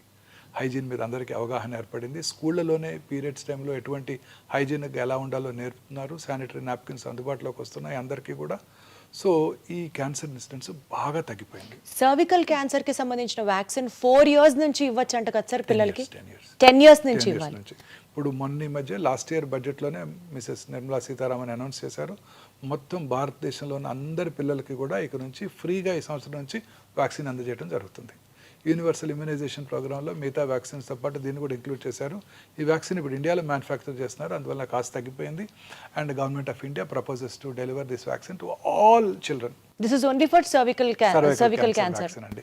ఈ వ్యాక్సిన్ కనుక తీసుకుంటే ప్రైమరీగా ఈ క్యాన్సర్ రాకుండా చేసుకోవచ్చండి. సార్ అసలు ఏదన్నా ఒక వ్యాక్సిన్ ఉండి అది ఏ క్యాన్సర్ రాకుండా ఉంటే బాగుండు, అలాంటి ఏదన్నా ఇన్వెన్షన్ దొరికితే బాగుండు sir. I know, but we don't know the cause for cancer yet. ప్రపంచంలో అన్నిటికన్నా ఈ ఒక్క డిసీజ్ మీద ఎక్కువ రీసెర్చ్ జరుగుతుంది. ఈవెన్ కరోనా ఉన్నప్పుడు కూడా కరోనా మీద కూడా అంత రీసెర్చ్ జరగలేదు, ఓన్లీ క్యాన్సర్ మీదే రీసెర్చ్ జరుగుతూ ఉండేది. ఇప్పటికీ కూడా we could achieve break through, but break through వచ్చేస్తుందండి. క్యాన్సర్ ఖచ్చితంగా మనం క్యూర్ కనుక్కుంటాం. క్యాన్సర్ని ప్రివెంట్ చేయలేమేమో కానీ క్యాన్సర్ని ఖచ్చితంగా కనుక్కుంటాం. ఇప్పుడు మనం చెప్పిన ఈ ప్రెడిక్టివ్ టెస్ట్ వల్ల క్యాన్సర్ రావటాన్ని కూడా తగ్గించవచ్చు. అది మాత్రం అద్భుతం. కాకపోతే అది అందరికీ అందుబాటులోకి రావాలి, వచ్చేస్తుంది. ఆ తర్వాత అందుబాటులోకి వస్తుంది. తర్వాత క్యాన్సర్ కూడా ట్రీట్మెంట్ కూడా వచ్చేస్తుందండి. Next 10 to 15 years definitely will have a break through. అనేక రకాల క్యాన్సర్స్కి ఇప్పుడే ఇమ్యూనోథెరపీ డ్రగ్స్ అందుబాటులోకి వచ్చాయి. లేట్ స్టేజ్ క్యాన్సర్స్లో కూడా చాలామంది ఎక్కువ కాలం బ్రతికేస్తున్నారు. కాకపోతే మీరు అన్నట్టు ఆ మోనోక్లోనల్ యాంటీబాడీస్, ఆ ఇమ్యూనోథెరపీస్ అవన్నీ కూడా ప్రొహిబిటివ్లీ ఎక్స్పెన్సివ్. ఇండియాలో తయారవునప్పుడు అవి చాలా ఎక్స్పెన్సివ్గా ఉంటాయి. Once we have to import చేసినప్పుడు చాలా ఎక్స్పెన్సివ్గా ఉంటాయి. ఇప్పుడు అవి పేటెంట్ లాస్ ఎక్స్పైర్ అయినాక ఇండియాలో తయారు చేసినప్పుడు ఇవన్నీ కూడా చాలా తక్కువ కాస్ట్లో మన ప్రజలకు అందుబాటులోకి వస్తాయి. సార్ ఇప్పుడు మీరు ఇంతమంది పేషెంట్స్ని చూస్తున్నారు కదా, ఎక్స్పెన్సివ్ ట్రీట్మెంట్ అని మీరే చెప్తున్నారు కదా సార్. సో ఒక ఫ్యామిలీలో ఒక వ్యక్తికి క్యాన్సర్ వచ్చింది అని తెలిసిన వెంటనే ఫైనాన్షియల్గా వాళ్ళు ఎలా రెడీ అవుతారు సార్? ఆ టిప్స్ చెప్పండి. ప్రిపేర్డ్గా ఎలా, how do they face cancer? Rich patient కూడా పువర్ ఫ్యామిలీ అయిపోతారండి. ఒక్క మెంబర్ క్యాన్సర్ వచ్చిందంటే ఖచ్చితంగా వచ్చిన రోజు సూపర్ డీలక్స్ రూమ్లో ఉంటారు, చివరిలో ట్రీట్మెంట్ తీసుకున్నప్పుడు జనరల్ వార్డులో అడ్మిట్ అవుతారు. So this is the heart fact of heart cancer fact treatment. అండి. చాలా ఎక్స్పెన్సివ్ ట్రీట్మెంట్స్ అండి. Patients want best of the treatments. ఇప్పుడు మ్యామోగ్రఫీ మెషిన్ ఉంది. కన్వెన్షనల్ మ్యామోగ్రఫీ మెషిన్ కాస్ట్ 15 లక్షలు అయితే digital mammography 3D digital mammography machine cost 2 కోట్లు అండి. దాని యాన్యువల్ మెయింటెనెన్స్ కాంట్రాక్ట్ మళ్ళీ 40 లక్షలు ఉంటుందండి. రేడియోథెరపీ మెషిన్స్ ఉన్నాయనుకోండి, ఈ సైబర్ నైఫ్ మెషిన్ కానివ్వండి, ఏఐ పవర్డ్ రేడియోథెరపీ టెక్నాలజీ కానివ్వండి, $4 million, $5 million. వాటి యాన్యువల్ మెయింటెనెన్స్ కాంట్రాక్ట్ మళ్ళీ $700,000 ఉంటుందండి. ఒక పేద వ్యక్తికి క్యాన్సర్ వస్తే వెయిట్ చేయాల్సిందేనా సార్? ఇండియాలో మళ్ళీ డెవలప్ అయ్యి దాని గురించి ఎక్కువ మెడిసిన్స్ వచ్చే వరకు వాళ్ళంతా ఎక్స్పెన్సెస్ ఎలాగోలా తెచ్చి కష్టపడి ట్రీట్మెంట్ తీసుకుంటూ ఉంటారు ప్రాణం మీద తీపితో.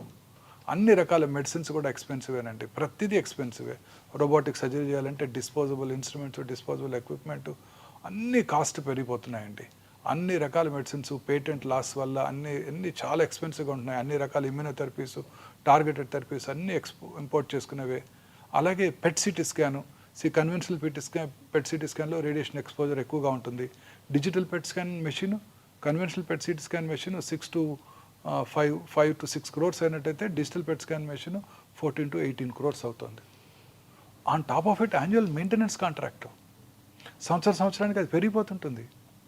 అండ్ ఎన్నాళ్ళు వాడగలం each machine? Not more than 10 years.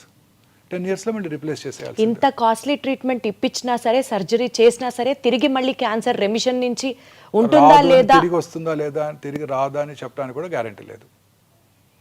ఇందాక చెప్పాను కదండి, the unpredictable biological behaviour of the tumour makes the most predictable treatment unpredictable. అంటే సార్ అసలు క్యాన్సర్ మనిషికి రానేకూడదు. మనం అనుకునే కోరిక అదొక్కటే. చాలా ఎక్స్పెన్సివ్ అండి. Treatment is very expensive. ప్రజలు తిట్టుకుంటూ ఉంటారు డాక్టర్స్ని, బట్ వాళ్ళే బెస్ట్ ట్రీట్మెంట్ కావాలనుకుంటూ ఉంటారు, వాళ్ళే అడుగుతారు. అంటున్నారు కదా సార్, ఏదో కీమోథెరపీలో గేమ్ చేంజర్స్ వచ్చేసాయి, ఇమ్యూనో టార్గెటెడ్ థెరపీస్ అంటే అసలు game changers, but they are very expensive. Very expensive. They are beyond the reach of a rich man. And ఎన్నాళ్ళు వాడాలి? వాడుతూనే ఉండాలి. అదేమి ఒక 6 కోర్సులు వాడి ఆపేస్తే ఇంకా వాడు బతికేస్తారు అనుకుంటే వాడేస్తారు. ₹1 కోటి ఖర్చు పెట్టండి మీకు క్యూర్ అవుతుంది అనుకుంటే రెడీగా ఉంటారు చాలామంది. ఏమి గ్యారంటీ లేదే.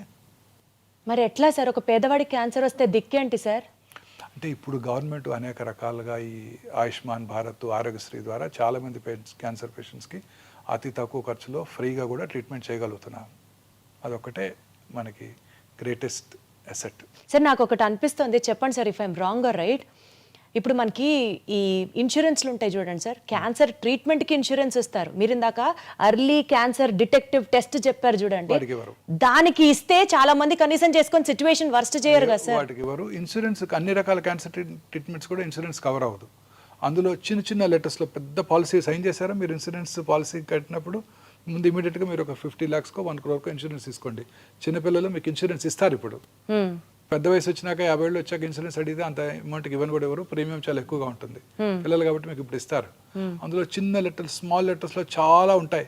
అవన్నీ చదవకుండా మనం చివరిలో సంతకం పెట్టేస్తాం. అందులో చాలా ఉంటాయి. ఈ కీమోథెరపీకి ఇన్ని లక్షలు ఇస్తాము, టార్గెటెడ్ థెరపీ కవర్ చేయము, ఇమ్యూనోథెరపీ కవర్ చేయమని కూడా రాసి ఉంటున్నాయి చాలా రకాల ఇన్సూరెన్స్ బ్రోషర్స్లో. తెలియక సైన్ చేసి తీసుకుంటూ ఉంటారు. సో చాలా మందికి ఇన్సూరెన్స్ ఉన్నా కూడా కవర్ అవ్వట్లేదు. సార్ భయం వేస్తాను సార్ ఒక్కసారి చెప్పాలంటే. క్యాన్సర్కి ఇంతే కవర్ చేస్తాం, కీమోథెరపీకి ఇంత, మీ లిమిట్ అయిపోయింది, సబ్ లిమిట్ ఇంతే. మీరు నాకు అన్నట్లు అసలు క్యాన్సరే రాకూడదు సార్. అంతే, ఏ ఎలిమెంట్ రాకూడదు. ఏ ఎలిమెంట్ రాకూడదు అంటే మనం ప్రశాంతంగా బ్రతకాలి సార్. ప్రశాంతత, ఆ పాయింట్ దగ్గరికి వస్తున్నాను సార్. సంతోషంగా బ్రతకాలి, సంతోషంగా కాదు హ్యాపీగా బ్రతకాలి. ఏది ఏమైనా చెక్కు చెదరకూడదు సార్. సంతోషం అన్న వెంటనే దాని ఆపోజిట్ గుర్తొస్తుంది. స్ట్రెస్ లేని లైఫ్ ఇవాళ లేదు కదా సార్. స్ట్రెస్కి, క్యాన్సర్ తిరిగి రావడానికి 20 to 30% కారణం స్ట్రెస్సే అని అంటున్నారు, నిజమేనా? అంతకన్నా ఎక్కువేనండి నా ఉద్దేశం, నా ఎక్స్పీరియన్స్లో. చాలా మంది ఇగ్నోరెంట్ పేషెంట్స్ ఉంటారు. వారి హస్బెండ్ కొడుకో ట్రీట్మెంట్ తీసుకొస్తారు, హ్యాపీగా ట్రీట్మెంట్ తీసుకుంటారు, వెళ్ళిపోతారు. నన్ను అడుగుతారు బాగున్నానా డాక్టర్ అంటే, బాగున్నారంటే అంటే చాలా హ్యాపీ. సాయంకాలం ఇన్వెస్టిగేషన్ చేసి మీరు చాలా బాగున్నారమ్మంటే నన్ను మొక్కో లేకపోతే నాకు దండం పెట్టో వెళ్ళిపోతారు. చాలా హ్యాపీగా ఉంటారు. వాళ్ళకి ఏం తెలియదు, వాళ్ళకి అసలు ఎప్పుడు తిరిగి రాదు. చాలామంది భయపడుతుంటారు, చదివేస్తుంటారు. తిరిగి వస్తుంట కదా డాక్టర్ గారు, నాది ఈఆర్పిఆర్ నెగటివ్ క్యాన్సర్ అంట కదా, నాకు తిరిగి వస్తుందంట కదా అని భయపడుతుంటారు. వాళ్ళకి ఖచ్చితంగా తిరిగి వస్తుంది. సో ప్రశాంతంగా అన్ని రకాల జబ్బులకి కూడా సంతోషము, మానసిక ప్రశాంతత ముఖ్యం.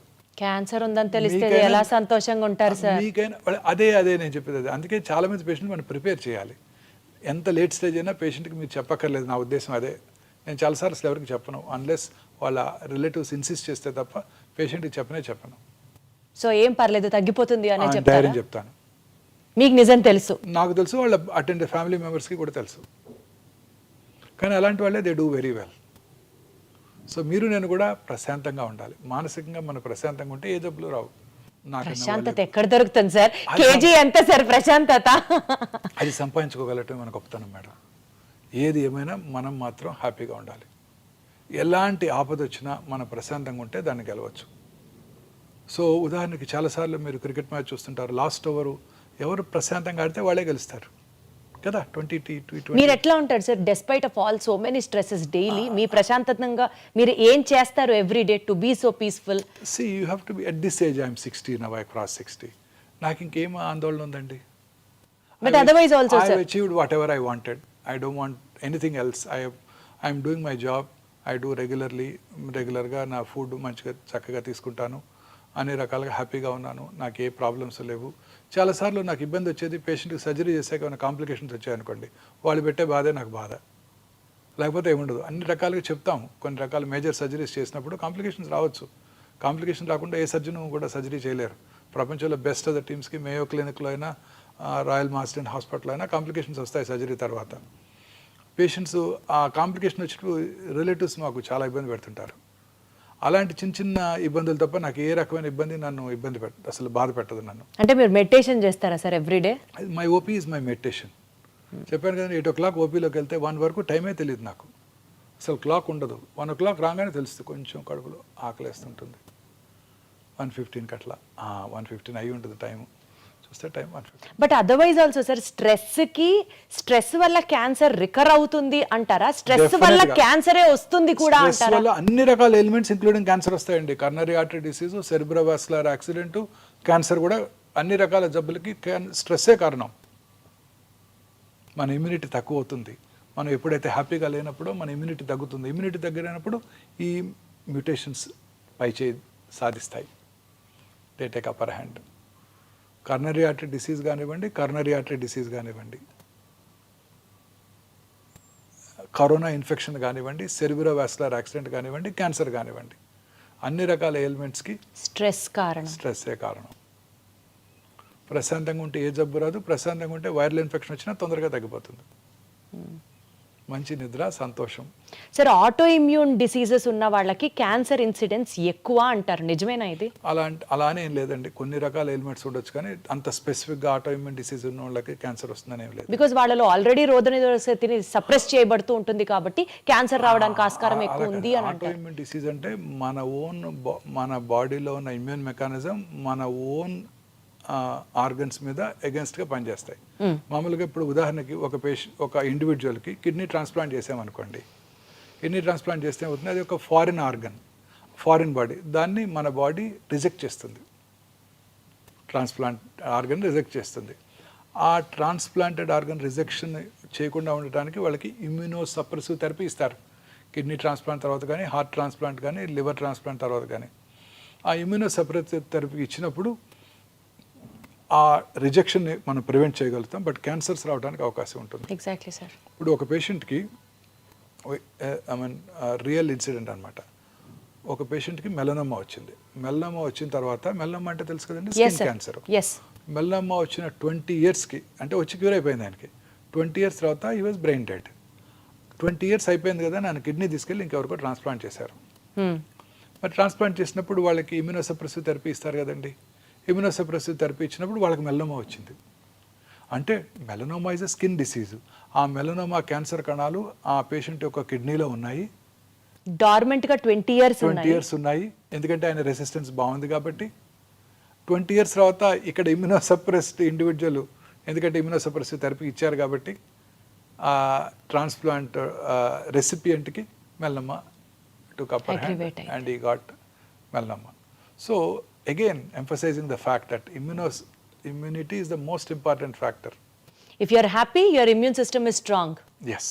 If you are stressed, that's all. That's Finish. all. The story Yes. ends. Yes. Sir ఇంకొక పాయింట్ సార్, ఇప్పుడు ప్రతి ఒక్కళ్ళు పర్ఫ్యూమ్స్ యూస్ చేయడాలు, అండర్ ఆర్మ్స్ కానివ్వండి, లేకపోతే డియోడ్రెంట్స్ యూస్ చేయడాలు, ఇలాంటి వాటికి బ్రెస్ట్ క్యాన్సర్ వస్తుంది. అలానేం లేదండి. అనేక రకాల పర్ఫ్యూమ్స్లో కొన్ని రకాల సబ్స్టెన్సెస్ ఉంటాయి. వాటి వల్ల హార్మోన్ బ్యాలెన్స్ దెబ్బతిని వాళ్ళలో బ్రెస్ట్ క్యాన్సర్, ప్రాస్టేట్ క్యాన్సర్ వచ్చే అవకాశాలు కొంచెం ఎక్కువగా ఉంటాయి. కదా మామూలుగా ఈ బ్రాండెడ్ పర్ఫ్యూమ్స్లో ఈ కెమికల్స్ అన్ని తక్కువగానే వాడుతూ ఉంటారు.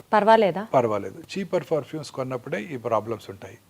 డియోడ్రెంట్స్ వలన చాలా మందిలో ఒక అపోహ ఉంది, డియోడ్రెంట్ రాసుకుంటే బ్రెస్ట్ క్యాన్సర్ వస్తుందని. ఇది పూర్తిగా అపోహం మాత్రమే. డియోడ్రెంట్ వలన బ్రెస్ట్ క్యాన్సర్ రాదు. కానీ మంచి క్వాలిటీ డియోడ్రెంట్స్ వాడుకోవాలి, వెంటిలేషన్ అది బాగుండాలి. చాలా రకాల డియోడ్రెంట్స్ వలన అక్కడ స్వెట్ గ్లాండ్స్ యొక్క డక్ట్స్ బ్లాక్ అయ్యి అక్కడ ఇన్ఫెక్షన్స్ వచ్చే అవకాశం ఎక్కువగా ఉంటుంది. అంతే తప్ప క్యాన్సర్ వచ్చే అవకాశం లేదు. సార్ ఎస్పెషల్లీ విమెన్లో ఇన్నర్ వేర్ టైట్గా ఉండడం వల్ల కానీ, బ్రాస్ అండర్ వైర్డ్ ఉండడం వల్ల కానీ బ్రెస్ట్ క్యాన్సర్ రావడానికి ఆస్కారం ఎక్కువ ఉంది అన్నది ఒకటి చదివాను నేను. లేదు మేడం, దానికి దీనికి సంబంధం లేదు. No, not at all. Perfect sir. Perfect. చాలామంది కొంతమంది టాల్కమ్ పౌడర్ వాడుతున్నప్పుడు ఇన్నర్ వేర్ వేసుకున్న తర్వాత లోపల ఎస్పెషల్లీ ప్రైవేట్ పార్ట్స్ దగ్గర వాళ్ళలోకి ఆ పౌడర్ కొన్నిసార్లు ఆ పౌడర్లో ఉండే కెమికల్స్ వెజైనా ద్వారా లోపలికి వెళ్ళి కొన్ని రకాల ఓవేరియన్ క్యాన్సర్ వస్తుందని కొన్ని స్టడీస్ చూపించాయి. చాలా రకాల ఇప్పుడు ప్రముఖ టాల్కమ్ పౌడర్స్ కంపెనీస్ మీద చాలా లా సూట్స్ కూడా అనేక దేశాల్లో ఉన్నాయి. పౌడర్ వేసుకుంటే క్యాన్సర్ రావడం ఏంటి సార్? అంటే ఆ ఇంటిమేట్గా ఆ ఇన్నర్స్ లోపల ప్రైవేట్ పార్ట్స్ దగ్గర వేసుకున్నట్టయితే అక్కడ ఎస్పెషల్లీ ముఖ్యంగా స్త్రీలలో వచ్చే అవకాశం ఎక్కువగా ఉంటుంది. ప్రిఫరబుల్లీ అలాంటివి అవాయిడ్ చేయడం better. Big note all the talcum powders ఈ క్షణం నుంచి అర్థమైంది సార్ నాకు. సార్ ఒక్కటి చెప్పండి, vitamin D supplement, calcium, magnesium, zinc, vitamin B12, folic acid ఇట్లాంటి సప్లిమెంట్స్ తీసుకోకుండా నాకు తెలిసి ఈ రోజుల్లో ఎవరు లేరు. మేబీ 20-25 నుంచే స్కిన్ కోసం సప్లిమెంట్, హెయిర్ నెయిల్స్ కోసం ఇట్లా సప్లిమెంట్స్ మీదే బండి నడుస్తున్న ఈ రోజుల్లో యాంటీ ఆక్సిడెంట్ సప్లిమెంట్స్ తీసుకోవడం వల్ల క్యాన్సర్ వచ్చే అవకాశం తగ్గుతుంది అని ఒక నానుడు ఉంది. ఇది నిజమా కాదా మీరే చెప్పాలి. అంటే యాంటీ ఆక్సిడెంట్స్ ఈ ఫ్రీ రాడికల్స్ డ్యామేజ్ని ప్రివెంట్ చేసి ఖచ్చితంగా క్యాన్సర్ అవడాన్ని నిరోధిస్తాయి. ఓకే, అందులో అనుమానమే లేదు. క్లియర్. యాంటీ ఆక్సిడెంట్స్ రెగ్యులర్గా తీసుకోవడం వల్ల క్యాన్సర్ రాదని చెప్పలేము, కానీ యాంటీ ఆక్సిడెంట్ తీసుకోవడం వల్ల నష్టం అయితే లేదు, బెనిఫిషియల్ ఎఫెక్ట్సే ఉంటాయి. మితంగా రెగ్యులర్గా ఒకటి తీసుకున్నట్టు వల్ల నష్టం మాత్రం లేదు. Super sir. సార్ ఒక చిన్న ర్యాపిడ్ ఫైర్ లాంటిది కంటిన్యూ చేద్దాం సార్, సో దట్ మిత్స్ అన్ని డీమిత్ చేసేద్దాం ఒక్కసారితో. To start with, cancer spreads if a tumour is operated on. ఇది చాలా కామన్ మిస్కన్సెప్షన్ అండి. కత్తి పెడితే క్యాన్సర్ పెరిగిపోతుంది. ఇది ఖచ్చితంగా అపోహ మాత్రమే. క్యాన్సర్ని సర్జరీ చేయడం ద్వారానే క్యూర్ చేయగలం. ఇందాక మనం డిస్కస్ చేసాం సాలిడ్ ట్యూమర్స్, హిమటాలజికల్స్. బ్రెయిన్ ట్యూమర్ నుంచి కాల్లో చిటికెన్ వేలు వరకు వచ్చే మెలనోమా వరకు కూడా అర్లీ స్టేజ్లో క్యాన్సర్ డయాగ్నోస్ చేస్తే సర్జరీ అంటే శస్త్రచికిత్స చేయడం ద్వారానే క్యూర్ చేయగలం. ఇంకా ఏ ఇతర చికిత్స క్యూర్ చేయలేదు. సో ఇది పూర్తిగా అపోహ మాత్రమే. నిజం ఏంటంటే క్యాన్సర్ క్యూర్ చేయాలంటే సర్జరీ చేయాల్సిందే.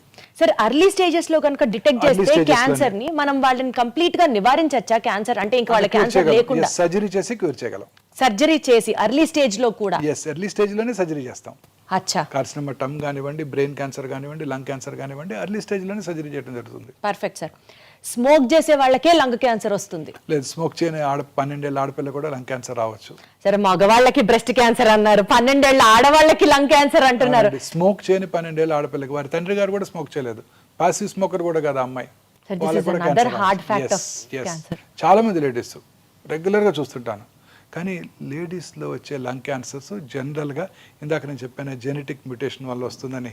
ఆ జెనెటిక్ మ్యుటేషన్ వల్ల వచ్చే అవకాశాలు ఎక్కువగా ఉంటాయి. ముఖ్యంగా భారతీయ స్త్రీలు స్మోక్ చేయరు కాబట్టి వాళ్ళందరిలో కూడా సింపుల్ ఆ జెనెటిక్ మ్యుటేషన్ని టార్గెట్ చేసే ట్యాబ్లెట్ తీసుకుని వాళ్ళు సంవత్సరాలు బతికేస్తుంటారు. ఓ, జెనెటిక్ మ్యుటేషన్ ని క్యాన్సర్ టాబ్లెట్ ద్వారా కూడా నివారించవచ్చు, లాంజివిటీ పెంచొచ్చు. లాంజివిటీ పెంచొచ్చు. ఇందాక చెప్పాము మనం కొన్ని జీన్స్ మ్యుటేషన్ వల్ల క్యాన్సర్ వస్తుంది. క్యాన్సర్ కి టాబ్లెట్స్ ఉన్నాయా సార్? ఈ జెనెటిక్ మ్యుటేషన్ కనుక ఉన్నట్టయితే స్త్రీలలో ఉంటాయి కూడా. వాళ్ళలో మన భారతీయ స్త్రీల్లో 100కి 70 నుంచి 80 మందికి లంగ్ క్యాన్సర్ పేషెంట్స్లో స్త్రీలలో వచ్చినప్పుడు ఈ జెనెటిక్ మ్యుటేషన్ ఉంటుంది. దాన్ని టార్గెట్ చేసే మందులు ఇప్పుడు మనకి కమర్షియల్గా అందుబాటులో ఉన్నాయి. అవి తీసుకున్నట్టయితే వాళ్ళు దాంతోనే బతికేస్తారు. ఇంటి దగ్గరే ఉంటూ హాస్పిటల్కి కూడా రాకుండా. సార్ ఇది అసలు ఒక క్యాన్సర్ గైడ్ సార్ ఇవాళ మన ఎపిసోడ్. ఎన్ని విషయాలు తెలుస్తున్నాయి అంటే కొత్త విషయాలు, అట్లీస్ట్ నాకైతే మాత్రం చాలా కొత్తగా ఉంది సార్ ఇంటర్వ్యూ. షుగర్ తింటే క్యాన్సర్ పెరిగిపోతుంది. True. Sugar especially refined white sugar కనుక తీసుకోవటం పూర్తిగా అవాయిడ్ చేయడం బెటర్ అండి. కాంప్లెక్స్ షుగర్స్ తీసుకోవటం, ప్రాసెస్డ్ షుగర్స్ని అవాయిడ్ చేస్తూ కాంప్లెక్స్ కార్బోహైడ్రేట్స్ తీసుకోవటం మంచిది. ఒకసారి క్యాన్సర్ వస్తే తిరిగి మళ్ళీ వస్తూనే ఉంటుంది. క్యాన్సర్ కనుక వచ్చినట్టయితే తిరిగి వచ్చే అవకాశాలు ఎక్కువగా ఉంటాయి. అది ఆ క్యాన్సర్ యొక్క డిసీజ్ స్టేజ్ని బట్టి, క్యాన్సర్ యొక్క బిహేవియర్ని బట్టి ఆధారపడి ఉంటుంది. క్యాన్సర్కి సంబంధించి మనకి స్క్రీనింగ్ టెస్ట్లు ఏ ఏజ్ నుంచి చేయించుకోవడం మన లైఫ్ స్టైల్లో ఒక భాగం అయిపోవాలి సార్? అంటే డిఫరెంట్ క్యాన్సర్స్కి డిఫరెంట్గా ఉంటాయండి. ఉదాహరణకి బ్రెస్ట్ క్యాన్సర్ ఉందనుకోండి, ఫ్యామిలీ హిస్టరీ ఉన్న వాళ్ళు 40 years నుంచే రెగ్యులర్గా స్క్రీనింగ్ చేసుకుంటూ ఉండాలి. మ్యామోగ్రఫీ పరీక్ష సంవత్సరానికి ఒకసారి చేసుకుంటూ ఉండాలి.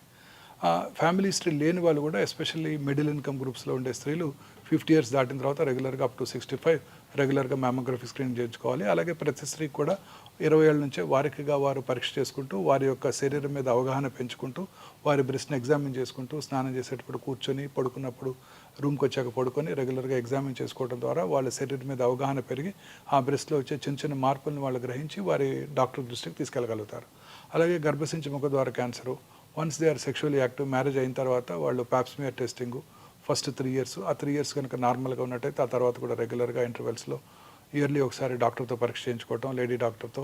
అదే టైంలో బ్రెస్ట్ ఎగ్జామినేషన్ ఎలా చేసుకోవాలో నేర్చుకోవటం, ఆఫీస్ ఎగ్జామినేషన్ సంవత్సరానికి ఒకసారి అవసరమైతే ముఖ్యంగా కోస్టల్ ఏరియాస్లో ఉన్న స్త్రీలంతా కూడా పాప్స్మియర్ చేయించుకోవటం very important. This is only for women sir? మగవాళ్ళకి ఎలాంటి ప్రీ క్యాన్సర్ టెస్ట్లు అక్కర్లేదా? మగవాళ్ళకి ప్రాస్టేట్ క్యాన్సర్కి ఒక టెస్ట్ ఉందండి. 50 years దాటిన తర్వాత ప్రతి పురుషుడు కూడా రెగ్యులర్గా simple blood test PSA, prostate specific antigen test చేసుకోవడం ద్వారా క్యాన్సర్ అవడానికి ముందుగా పసిగట్టవచ్చు. ఇంత ముందు కాలంలో ప్రాస్టేట్ క్యాన్సర్ భారతదేశంలో ఎక్కువగా కనబడేది కాదు. ఇప్పుడు 2022 ICMR స్టడీలో ఇది సెకండ్ కామనెస్ట్ క్యాన్సర్ భారతదేశంలో కూడా. సో అందుకని ప్రతి పురుషుడు కూడా రెగ్యులర్గా ఈ PSA టెస్ట్ చేయించుకుంటూ ఉండాల్సి ఉంటుంది. అలాగే స్మోక్ చేసే పురుషులు ఎస్పెషలీ 10 years కనుక స్మోక్ చేస్తే, రోజుకు ఒక cigarette packet 10 cigarettes తాగినట్టయితే 10 smoke years అంటారు. వాళ్ళు రెగ్యులర్గా 6 నెలలకు ఒకసారి లో డోసేజ్ CT స్కాన్ మిషన్స్తో CT స్కాన్ చేయించుకోవడం ద్వారా క్యాన్సర్ అవటాన్ని ముందుగా పసిగట్టవచ్చు. ఈ 2 క్యాన్సర్స్కే స్క్రీనింగ్ అందుబాటులో ఉంది పురుషుల్లో. స్త్రీలలో బ్రెస్ట్ క్యాన్సరు, గర్భసంచి ముఖద్వార క్యాన్సర్కి రెగ్యులర్గా స్క్రీన్ చేసుకుంటూ ఉండాలి. మిగతా క్యాన్సర్స్కి సిమ్టమ్స్ ఎప్పుడైనా ఉంటే వారు చెక్ చేసుకుని ఉన్నట్టుగా సరిపోతుంది. సరే, ఎస్పెషల్లీ ఎక్కడా లేనటువంటి టెక్నాలజీ కానీ, ఎక్విప్మెంట్ కానీ, క్యాన్సర్ డయాగ్నోసిస్ దగ్గర నుంచి ట్రీట్మెంట్ దాకా వీ హ్యావ్ ఎట్ ఒమేగా అని విన్నాను. Something about that sir? ఇప్పుడు అనేక రకాలైన టెస్ట్లో ఇప్పుడు కామన్గా ఈ CT స్కాన్ చేసుకున్నప్పుడు, PET స్కాన్ చేసుకున్నప్పుడు, చాలామందిలో ఒక చిన్న మ్యామోగ్రఫీ చేసుకున్నప్పుడు చాలామందిలో ఒక అపోహ, ఈ స్క్రీనింగ్ టెస్ట్ ద్వారా రేడియేషన్ ఎక్స్పోజర్ ఉంటుంది, ఆ రేడియేషన్ ఎక్స్పోజర్ వల్ల క్యాన్సర్ వస్తుంది అని భయపడుతూ ఉంటారు. ఇప్పుడు ఈ కొత్తగా వచ్చిన డిజిటల్ మ్యామోగ్రఫీ మెషిన్లో రేడియేషన్ ఎక్స్పోజర్ చాలా తక్కువ. ప్రతి స్త్రీ కూడా ఖచ్చితంగా 40 years వచ్చిన దగ్గర నుంచి ఫ్యామిలీ హిస్టరీ కనుక ఉన్నట్టయితే స్క్రీనింగ్ చేసుకోవటం, అదర్వైజ్ 50 తర్వాత చేసుకోవడం వల్ల ఎటువంటి రిస్క్ ఉండదండి. ఇప్పుడు చాలామంది క్యాన్సర్ పేషెంట్ కూడా PET-CT స్కాన్ చేసుకోమని, కానీ దానివల్ల రేడియేషన్ ఉంటుందట కదండి అని అడుగుతారు. నార్మల్ అనలాగ్ PET స్కాన్స్లో రేడియేషన్ ఎక్స్పోజర్ 24 millisieverts ఉన్నట్టయితే ఈ కొత్త AI పవర్డ్ డిజిటల్ PET-CT స్కాన్లో రేడియేషన్ ఎక్స్పోజర్ 8 millisieverts. అలాగే ఇప్పుడు PET-MR కూడా అందుబాటులోకి వచ్చింది. ఆ PET-MR అసలు రేడియేషన్ ఎక్స్పోజరే ఉండదు, చాలా మినిమం 95% డోస్ తగ్గిపోతుంది. సో వీటిలో రేడియేషన్ ఎక్స్పోజర్ ఉండదు, వీటి వల్ల క్యాన్సర్ వచ్చే అవకాశం లేదు. సో చక్కగా హ్యాపీగా మనం ఆ పరీక్ష చేయించుకోవడం ద్వారా క్యాన్సర్ రావటాన్ని, క్యాన్సర్ స్టేజ్ని, క్యాన్సర్ తిరిగి రావటాన్ని కూడా పసిగట్టవచ్చు. సార్, క్యాన్సర్ ఉంది అని తెలిసిన తర్వాత ఎమోషనల్గా ఫ్యామిలీస్ చేసే మిస్టేక్ ఏంటి sir? Maybe because of stress కానివ్వచ్చు, తెలిసిన వాళ్ళకి క్యాన్సర్ వచ్చింది అన్న భయం కావచ్చు. యూజువల్లీ ఎలాంటి మిస్టేక్స్ చేస్తూ ఉంటారు? క్యాన్సర్ పేషెంట్స్తో ప్రాబ్లం ఏంటంటే వాళ్ళు చాలా డిస్టర్బ్ అయిపోతారు. మీరు అన్నట్టు, మీరు మన ఫ్యామిలీ మెంబర్కే కాదండి, మన రోజు వాకింగ్కి వెళ్తున్నాం అనుకోండి, లేకపోతే నేను రోజు మార్నింగ్ ఎర్లీ మార్నింగ్ కార్లో వస్తుంటాను, నాకు ఎదురుగా ఒక 10 మంది వస్తుంటారు. ఆ 10 మందిలో ఎవరైనా ఒకళ్ళు ఈ మధ్య గత 10 ఏళ్ళలో ఒకళ్ళు రావట్లేదు. ఎందుకు రావట్లేదు? వాళ్ళకి ఏదో క్యాన్సర్ ఉందో తెలిస్తే ఆ మనిషి మనకు తెలియకపోయినా మనం డిస్టర్బ్ అవుతాం 2 రోజులు. అయ్యో ఆయన క్యాన్సర్ వచ్చిందంట. మనకే కాదు, మన నైబర్హుడ్లో ఎవరికైనా క్యాన్సర్ వచ్చినా మనం ఇమీడియట్గా డిస్టర్బ్ అవుతాం. ఈ ఎమోషనల్ ట్రామాలో పొరపాటున మిస్టేక్స్ చేసేస్తూ ఉంటారు కదా సార్? తప్పనిసరిగా ఈ ఎమోషనల్ ట్రామాలో వాళ్ళు చాలామంది ఫ్యామిలీ మెంబర్స్ ఉంటారు. ఒకళ్ళు ఒక చోటకి వెళ్దాం ఉంటారు, ఒకళ్ళు ఇంకో హాస్పిటల్కి వెళ్దాం ఉంటారు. అలా ట్రీట్మెంట్ డిలే చేసేస్తుంటారు. తర్వాత కొంతమంది అసలు అలోపతి ట్రీట్మెంటే వద్దు, మనం న్యాచురోపతి ట్రీట్మెంట్కి వెళ్దాము. అది ఎఫెక్టివా సార్? ఏముండదండి. షిమోగాకి వెళ్దాం, షిమోగా మెడిసిన్ తీసుకుందాం, లేకపోతే ధర్మస్థల వెళ్దాం, ధర్మస్థల మెడిసిన్ తీసుకుందాం, టిబెటిన్ మెడిసిన్ తీసుకుందాం, ఇలాంటివన్నీ కూడా ఎక్కువైపోతున్నాయండి. చక్కగా క్యాన్సర్ ట్రీట్మెంట్ తీసుకుంటున్న వాళ్ళు కూడా, చక్కగా క్యూర్ అవుతున్న వాళ్ళు కూడా ఇవన్నీ వేస్ట్, ఇవి తీసుకున్నా కానీ తిరిగి వస్తుంది, మా ఇంటి పక్కన ఆయనకు తిరిగి వచ్చింది, వాళ్ళు షిమోగా వెళ్ళి వైద్యం చేసుకున్నారని అక్కడికి వెళ్ళి ఈ ట్రీట్మెంట్ మానిపించి అక్కడ తీసుకెళ్ళి వైద్యం చేస్తుంటారు. అంటే వాళ్ళకేదో వీళ్ళ మీద కోపంతో కాదు, వాళ్ళకేదో ఇతనికి హెల్ప్ చేద్దామని ఆశతో. పైగా ఈ ట్రీట్మెంట్ అంతా కొంచెం ఎక్స్పెన్సివ్గా ఉంటుంది అలోపతి వైద్య విధానంలో. సో వాళ్ళు తట్టుకోలేరు, పేదవాడు కదా, ఇతను షిమ్మగా తీసుకెళ్తే అక్కడ తక్కువ ఖర్చులో వైద్యం అయిపోతుంది అని అక్కడికి వెళ్తూ ఉంటారు. ఇది ఖచ్చితంగా డెఫినెట్గా క్యాన్సర్ క్యూర్ అయ్యే అవకాశాలు బాగా తగ్గిపోతాయండి. సో క్యాన్సర్ ట్రీట్మెంట్లో బ్రేక్ రావటం, క్యాన్సర్ ట్రీట్మెంట్ని నిలిపివేసి ఇతరత్ర ఆల్టర్నేటివ్ ట్రీట్మెంట్ స్టార్ట్ చేయడం, ముఖ్యంగా ఇండియాలో ఫినాన్షియల్ ప్రాబ్లమ్స్ ఏనండి. వేరే ఆల్టర్నేటివ్ మోడ్స్ ఆఫ్ ట్రీట్మెంట్ కోసం డిపెండ్ ఫినాన్షియల్ ప్రాబ్లమ్స్. ఇది ఎక్స్పెన్సివ్గా ఉంటుందని ఒక అపోహ కూడా ఉంది. అన్ని క్యాన్సర్ ట్రీట్మెంట్స్ ఎక్స్పెన్సివ్గా ఉండవు.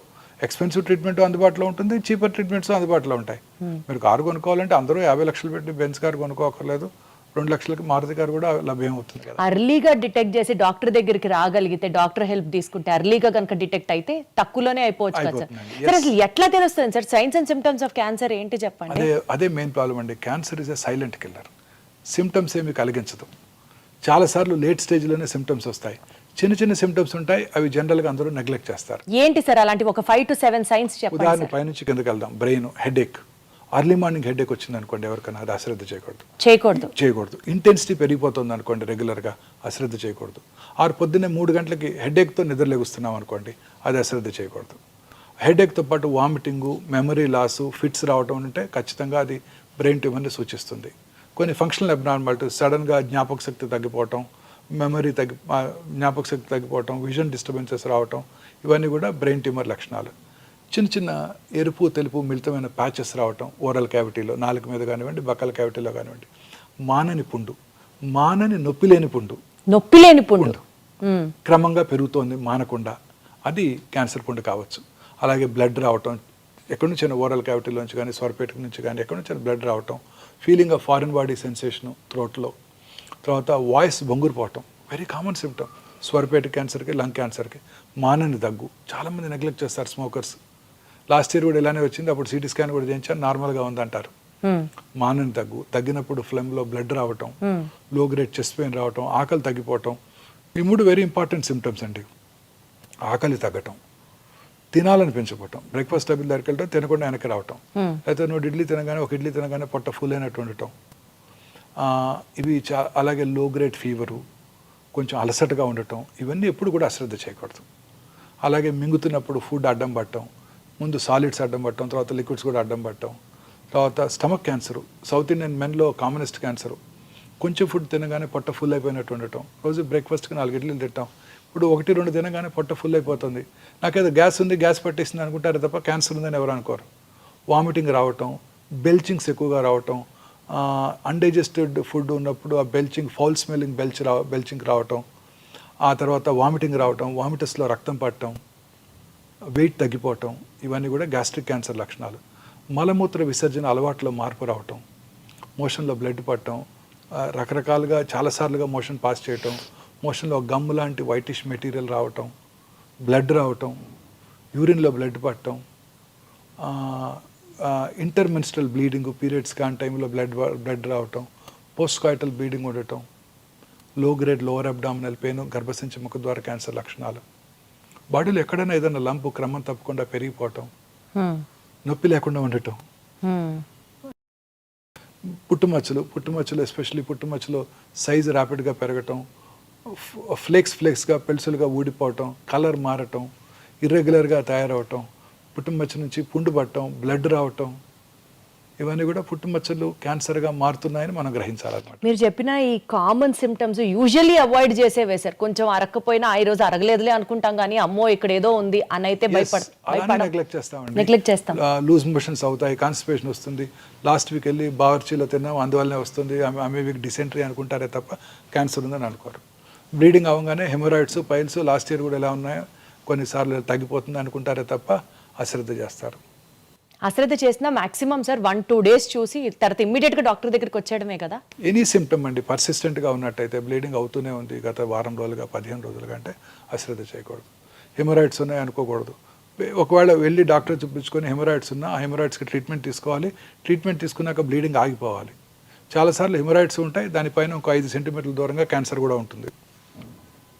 హెమరాయిడ్స్కి సర్జరీ చేయించుకుంటారు, అది మిస్ అవుతారు కూడా. సార్ ఇప్పుడు క్వశ్చన్ ఏంటంటే క్యాన్సర్ రాకుండా ఉంటే మనం ఏం చేయాలి సార్? మానసికంగా ప్రశాంతంగా ఉండాలి, సంతోషంగా ఉండాలి, రిఫైన్డ్ ఫుడ్స్ ఎక్కువగా తీసుకోకుండా ఫ్రెష్ ఫ్రూట్స్, వెజిటబుల్స్, గ్రీన్స్ రెగ్యులర్గా తీసుకుంటూ, రెగ్యులర్గా సన్ బేదింగ్, సూర్యరశ్మికి ఎక్స్పోజ్ అవుతూ, రెగ్యులర్గా ఎక్సర్సైజ్ చేస్తూ, లీన్ బాడీ మాస్ మెయింటైన్ చేస్తూ, దూరాలవాట్లకు దూరంగా ఉంటూ, ప్రాసెస్డ్ ఫుడ్స్కి, జంక్ ఫుడ్స్కి దూరంగా ఉంటూ, ప్రశాంతంగా సంతోషంగా నిద్రపోయినట్టయితే క్యాన్సర్ నుంచి దూరంగా ఉండవచ్చు. సార్ వారానికి 7 రోజులు 7 అలవాట్లు చెప్పండి సార్ మీరు. సో దట్ రోజుకి ఒక అలవాటు చేసుకున్నా ఆ మొత్తం వారం అదే అలవాట్లు ప్రాక్టీస్ చేస్తూ మన లైఫ్ స్టైల్గా మార్చుకుంటే క్యాన్సర్ని మనం ప్రివెంట్ చేయొచ్చు అంటే ఏం చెప్తారు సార్? ఇప్పుడు చెప్పిన అన్ని ఎవ్రీ డే వన్ కొత్త హ్యాబిట్ నేర్చేసుకోవటమే. Wonderful sir. సార్ ఆడియన్స్కి ఒక piece of advice from your end, క్యాన్సర్ని దూరంగా పెట్టడానికి కావచ్చు, క్యాన్సర్ మీద అవగాహన రావడానికి కావచ్చు, మీరు ఇచ్చే సలహా ఏంటి సార్? ఏ చిన్న సిమ్టమ్స్ని కూడా అశ్రద్ధ చేయొద్దు. మన బాడీలో వచ్చే ప్రతి మార్పుని గమనించండి. మీ దగ్గరలో ఉన్న మీ ఫ్యామిలీ ఫిజిషియన్ కలవండి, ఆంకాలజిస్ట్ని కలవాల్సిన అవసరం లేదు. మీ ఫ్యామిలీ ఫిజిషియన్ దాన్ని కరెక్ట్గా ఐడెంటిఫై చేసి అది రిపీటెడ్గా వస్తున్నట్టయితే వారే ఆంకాలజిస్ట్కి రిఫర్ చేస్తారనమాట. ప్రశాంతంగా ఉండండి, మానసికంగా ధైర్యంగా ఉండండి, మంచి ప్రాపర్ ఫుడ్ తీసుకుంటూ, ఫ్రెష్ ఫ్రూట్స్, వెజిటబుల్స్ రెగ్యులర్గా తీసుకుంటూ, రెడ్ మీట్, ప్రాసెస్డ్ ఫుడ్స్ తక్కువగా తీసుకుంటూ, ఫ్యాటీ ఫుడ్స్, బయట దొరికే ఫుడ్స్ తక్కువగా తీసుకుంటూ, రెగ్యులర్గా ఎక్సర్సైజ్ చేస్తూ, ముఖ్యంగా సన్లైట్కి ఎక్స్పోజ్ అవుతూ, లీన్ బాడీ మాస్ మెయింటైన్ చేయండి. దూరాలు వాటికి ఖచ్చితంగా దూరంగా ఉండండి. సార్ అసలు ప్రశాంతంగా ఉండండి అని ఇంత ప్రశాంతంగా చెప్తున్నారు కదా సార్. మీకంటే డెఫినెట్లీ వర్క్ ఈజ్ వర్షిప్ అనుకుంటారు కాబట్టి ఇక్కడికి వస్తారు, హాస్పిటల్లో ఉంటారు, మీకు అదే ప్రశాంతత అనుకున్నాను సార్. అన్ని బాధలు మర్చిపోతాను, అన్ని బాధలు. రోజుకి 18 hours పని చేస్తాను, అన్ని బాధలు మర్చిపోతాను సార్. కానీ మీరు హ్యాపీగా ఉండడానికి డెఫినెట్లీ మీ ఫ్యామిలీ సపోర్ట్ కూడా ఎంతో కొంత ఉంటుంది కదా sir? All of them they great support అండి. మీ ఫ్యామిలీ గురించి చెప్పండి sir. My wife she is always here only. నాకు లంచ్ తీసుకొని వస్తారు, అదే మీ హ్యాపీనెస్ కి కారణమా సార్? నాతోనే ఉంటారు ఖచ్చితంగా, రోజంతా ఈవినింగ్ వరకు ఉంటారు. మళ్ళీ డిన్నర్ టైం వరకు డిన్నర్ చేసుకున్నాక వెళ్ళిపోతాం. ప్రశాంతంగా ఉంటాం, అసలు ఏ ప్రాబ్లమ్స్ లేవండి, చీకు చింత లేకుండా ఉంటాం. చాలా సార్లు అదే పాయింట్ ఎంఫసైజ్ చేస్తున్నారు కానీ చాలా హ్యాపీగా ఉంది సార్. సార్ ఫైనల్గా ఒక్క మాట చెప్పండి సార్, మీ డ్రీమ్ ఏంటి sir? I achieved everything what ever I wanted. I don't have any more dreams. I'm happy, హెల్దీగా ఉంటే చాలు. ఒక చిన్న పీడియాట్రిక్ హాస్పిటల్ కట్టాలని ఒక కోరిక ఉంది. అంటే పిల్లల్లో వచ్చే క్యాన్సర్స్ ఇందాక మనం డిస్కస్ చేసాం, క్యూర్ అయిపోతాయి. సో చాలామంది పిల్లలకి ట్రీట్మెంట్ అందకుండా ఉంటుంది. ఒక హాస్పిటల్ కట్టి ఆ హాస్పిటల్లో డాక్టర్ ఛార్జెస్ ఉండవు, ట్రీట్మెంట్కి మనం ఇచ్చే ఛార్జెస్ ఉండవు, ఇన్వెస్టిగేషన్ ఛార్జెస్ ఉండవు, బెడ్ ఛార్జెస్ ఉండవు. ఓన్లీ మెడిసిన్స్కి మాత్రమే ఛార్జ్ చేస్తాం. అది మెడిసిన్స్ కూడా ప్రిఫరబుల్లీ ఏదో కంపెనీ ద్వారా తెప్పించుకోవడం. చాలామంది డొనేట్ చేయడానికి రెడీగా ఉన్నారు. అలాగే ఆయుష్మాన్ భారత్, ఆరోగ్యశ్రీ ద్వారా మెడిసిన్స్ తెప్పించుకొని మనం ఫ్రీగా ట్రీట్మెంట్ ఇవ్వగలగాలి. ఇది ఒక హాస్పిటల్ క్రియేట్ చేయాలని నాకు ఒక కోరిక ఉందండి. ఖచ్చితంగా 1-2 yearsలో చేసేయగలుగుతాను. అది తదాస్తు సార్, మీరు చేయగలరు, మీరు మాత్రమే చేయగలరు అని ఎందుకంటే అనుకుంటున్నాను. వాళ్ళకి కనుక ట్రీట్ చేసామంటే వాళ్ళు నెక్స్ట్ 50-60 years బతికేస్తారు హ్యాపీగా, మన గుర్తుపెట్టుకుంటారు. ట్రీట్ చేసాము, అతను బ్రతికాడు, ఆ పిల్లవాడు బ్రతికి పెద్ద డాక్టర్ అయ్యాడో లేకపోతే పెద్ద ఇంజనీర్ అయ్యాడోనే మనకి సంతృప్తిగా కూడా ఉంటుంది. పిల్లలకి ట్రీట్మెంట్ ఇస్తే చాలా హ్యాపీగా ఉంటుంది అనమాట. సో ఇది ఒక్కటి చేయాలని నా కోరిక అండి, ఖచ్చితంగా చేస్తాను. ఖచ్చితంగా చేస్తారు సార్. ఆ దేవుడు మీకు మొత్తం పవర్ ఇవ్వాలి to achieve all your dreams అని. Any kid walking into this hospital should get free treatment. ఇది ఒకటే కోరిక. అద్భుతం సార్. సార్ ఆ దేవుడు మీకు మొత్తం పవర్ ఇచ్చి మీరు అనుకున్న డ్రీమ్ అది నెరవేర్చి చాలా మంది చిన్నారుల్లో క్యాన్సర్ని నివారించడం, అరికట్టడం, వాళ్ళ యొక్క ఫ్యూచర్ లైఫ్ స్ట్రాంగ్గా ఉండాలని ఆ శక్తి దేవుడు మీకు ఇవ్వాలని మనస్ఫూర్తిగా కోరుకుంటున్నాం sir. Thank you so much sir. One of the interviews which enlightened me so much on this subject is thank you so much sir for that. Thank you, madam. And for more videos, Please subscribe to iDream. Please subscribe to iDream. Please subscribe iDream. And please subscribe to iDream. For more videos, subscribe to iDream. please like, share and subscribe to the channel. Congratulations, iDream. Subscribe to iDream. Subscribe to iDream. So subscribe to iDream Media. iDream की iDream team अंदर की huge congratulations. Please subscribe iDream Media. Please subscribe to iDream. Subscribe iDream. Please subscribe to iDream. iDream అంటే నా కళల ఛానల్ను subscribe చేసుకున్న నోరు తిరుగుతలేదు, మీరైతే గంట గుర్తు కొట్టండి. For more such videos, please subscribe to iDream. Subscribe to iDream. Please subscribe to iDream. Please subscribe iDream Media. Please do subscribe to iDream. Please subscribe to iDream Media. For best entertainment and information, please subscribe iDream. And don't forget to subscribe to iDream.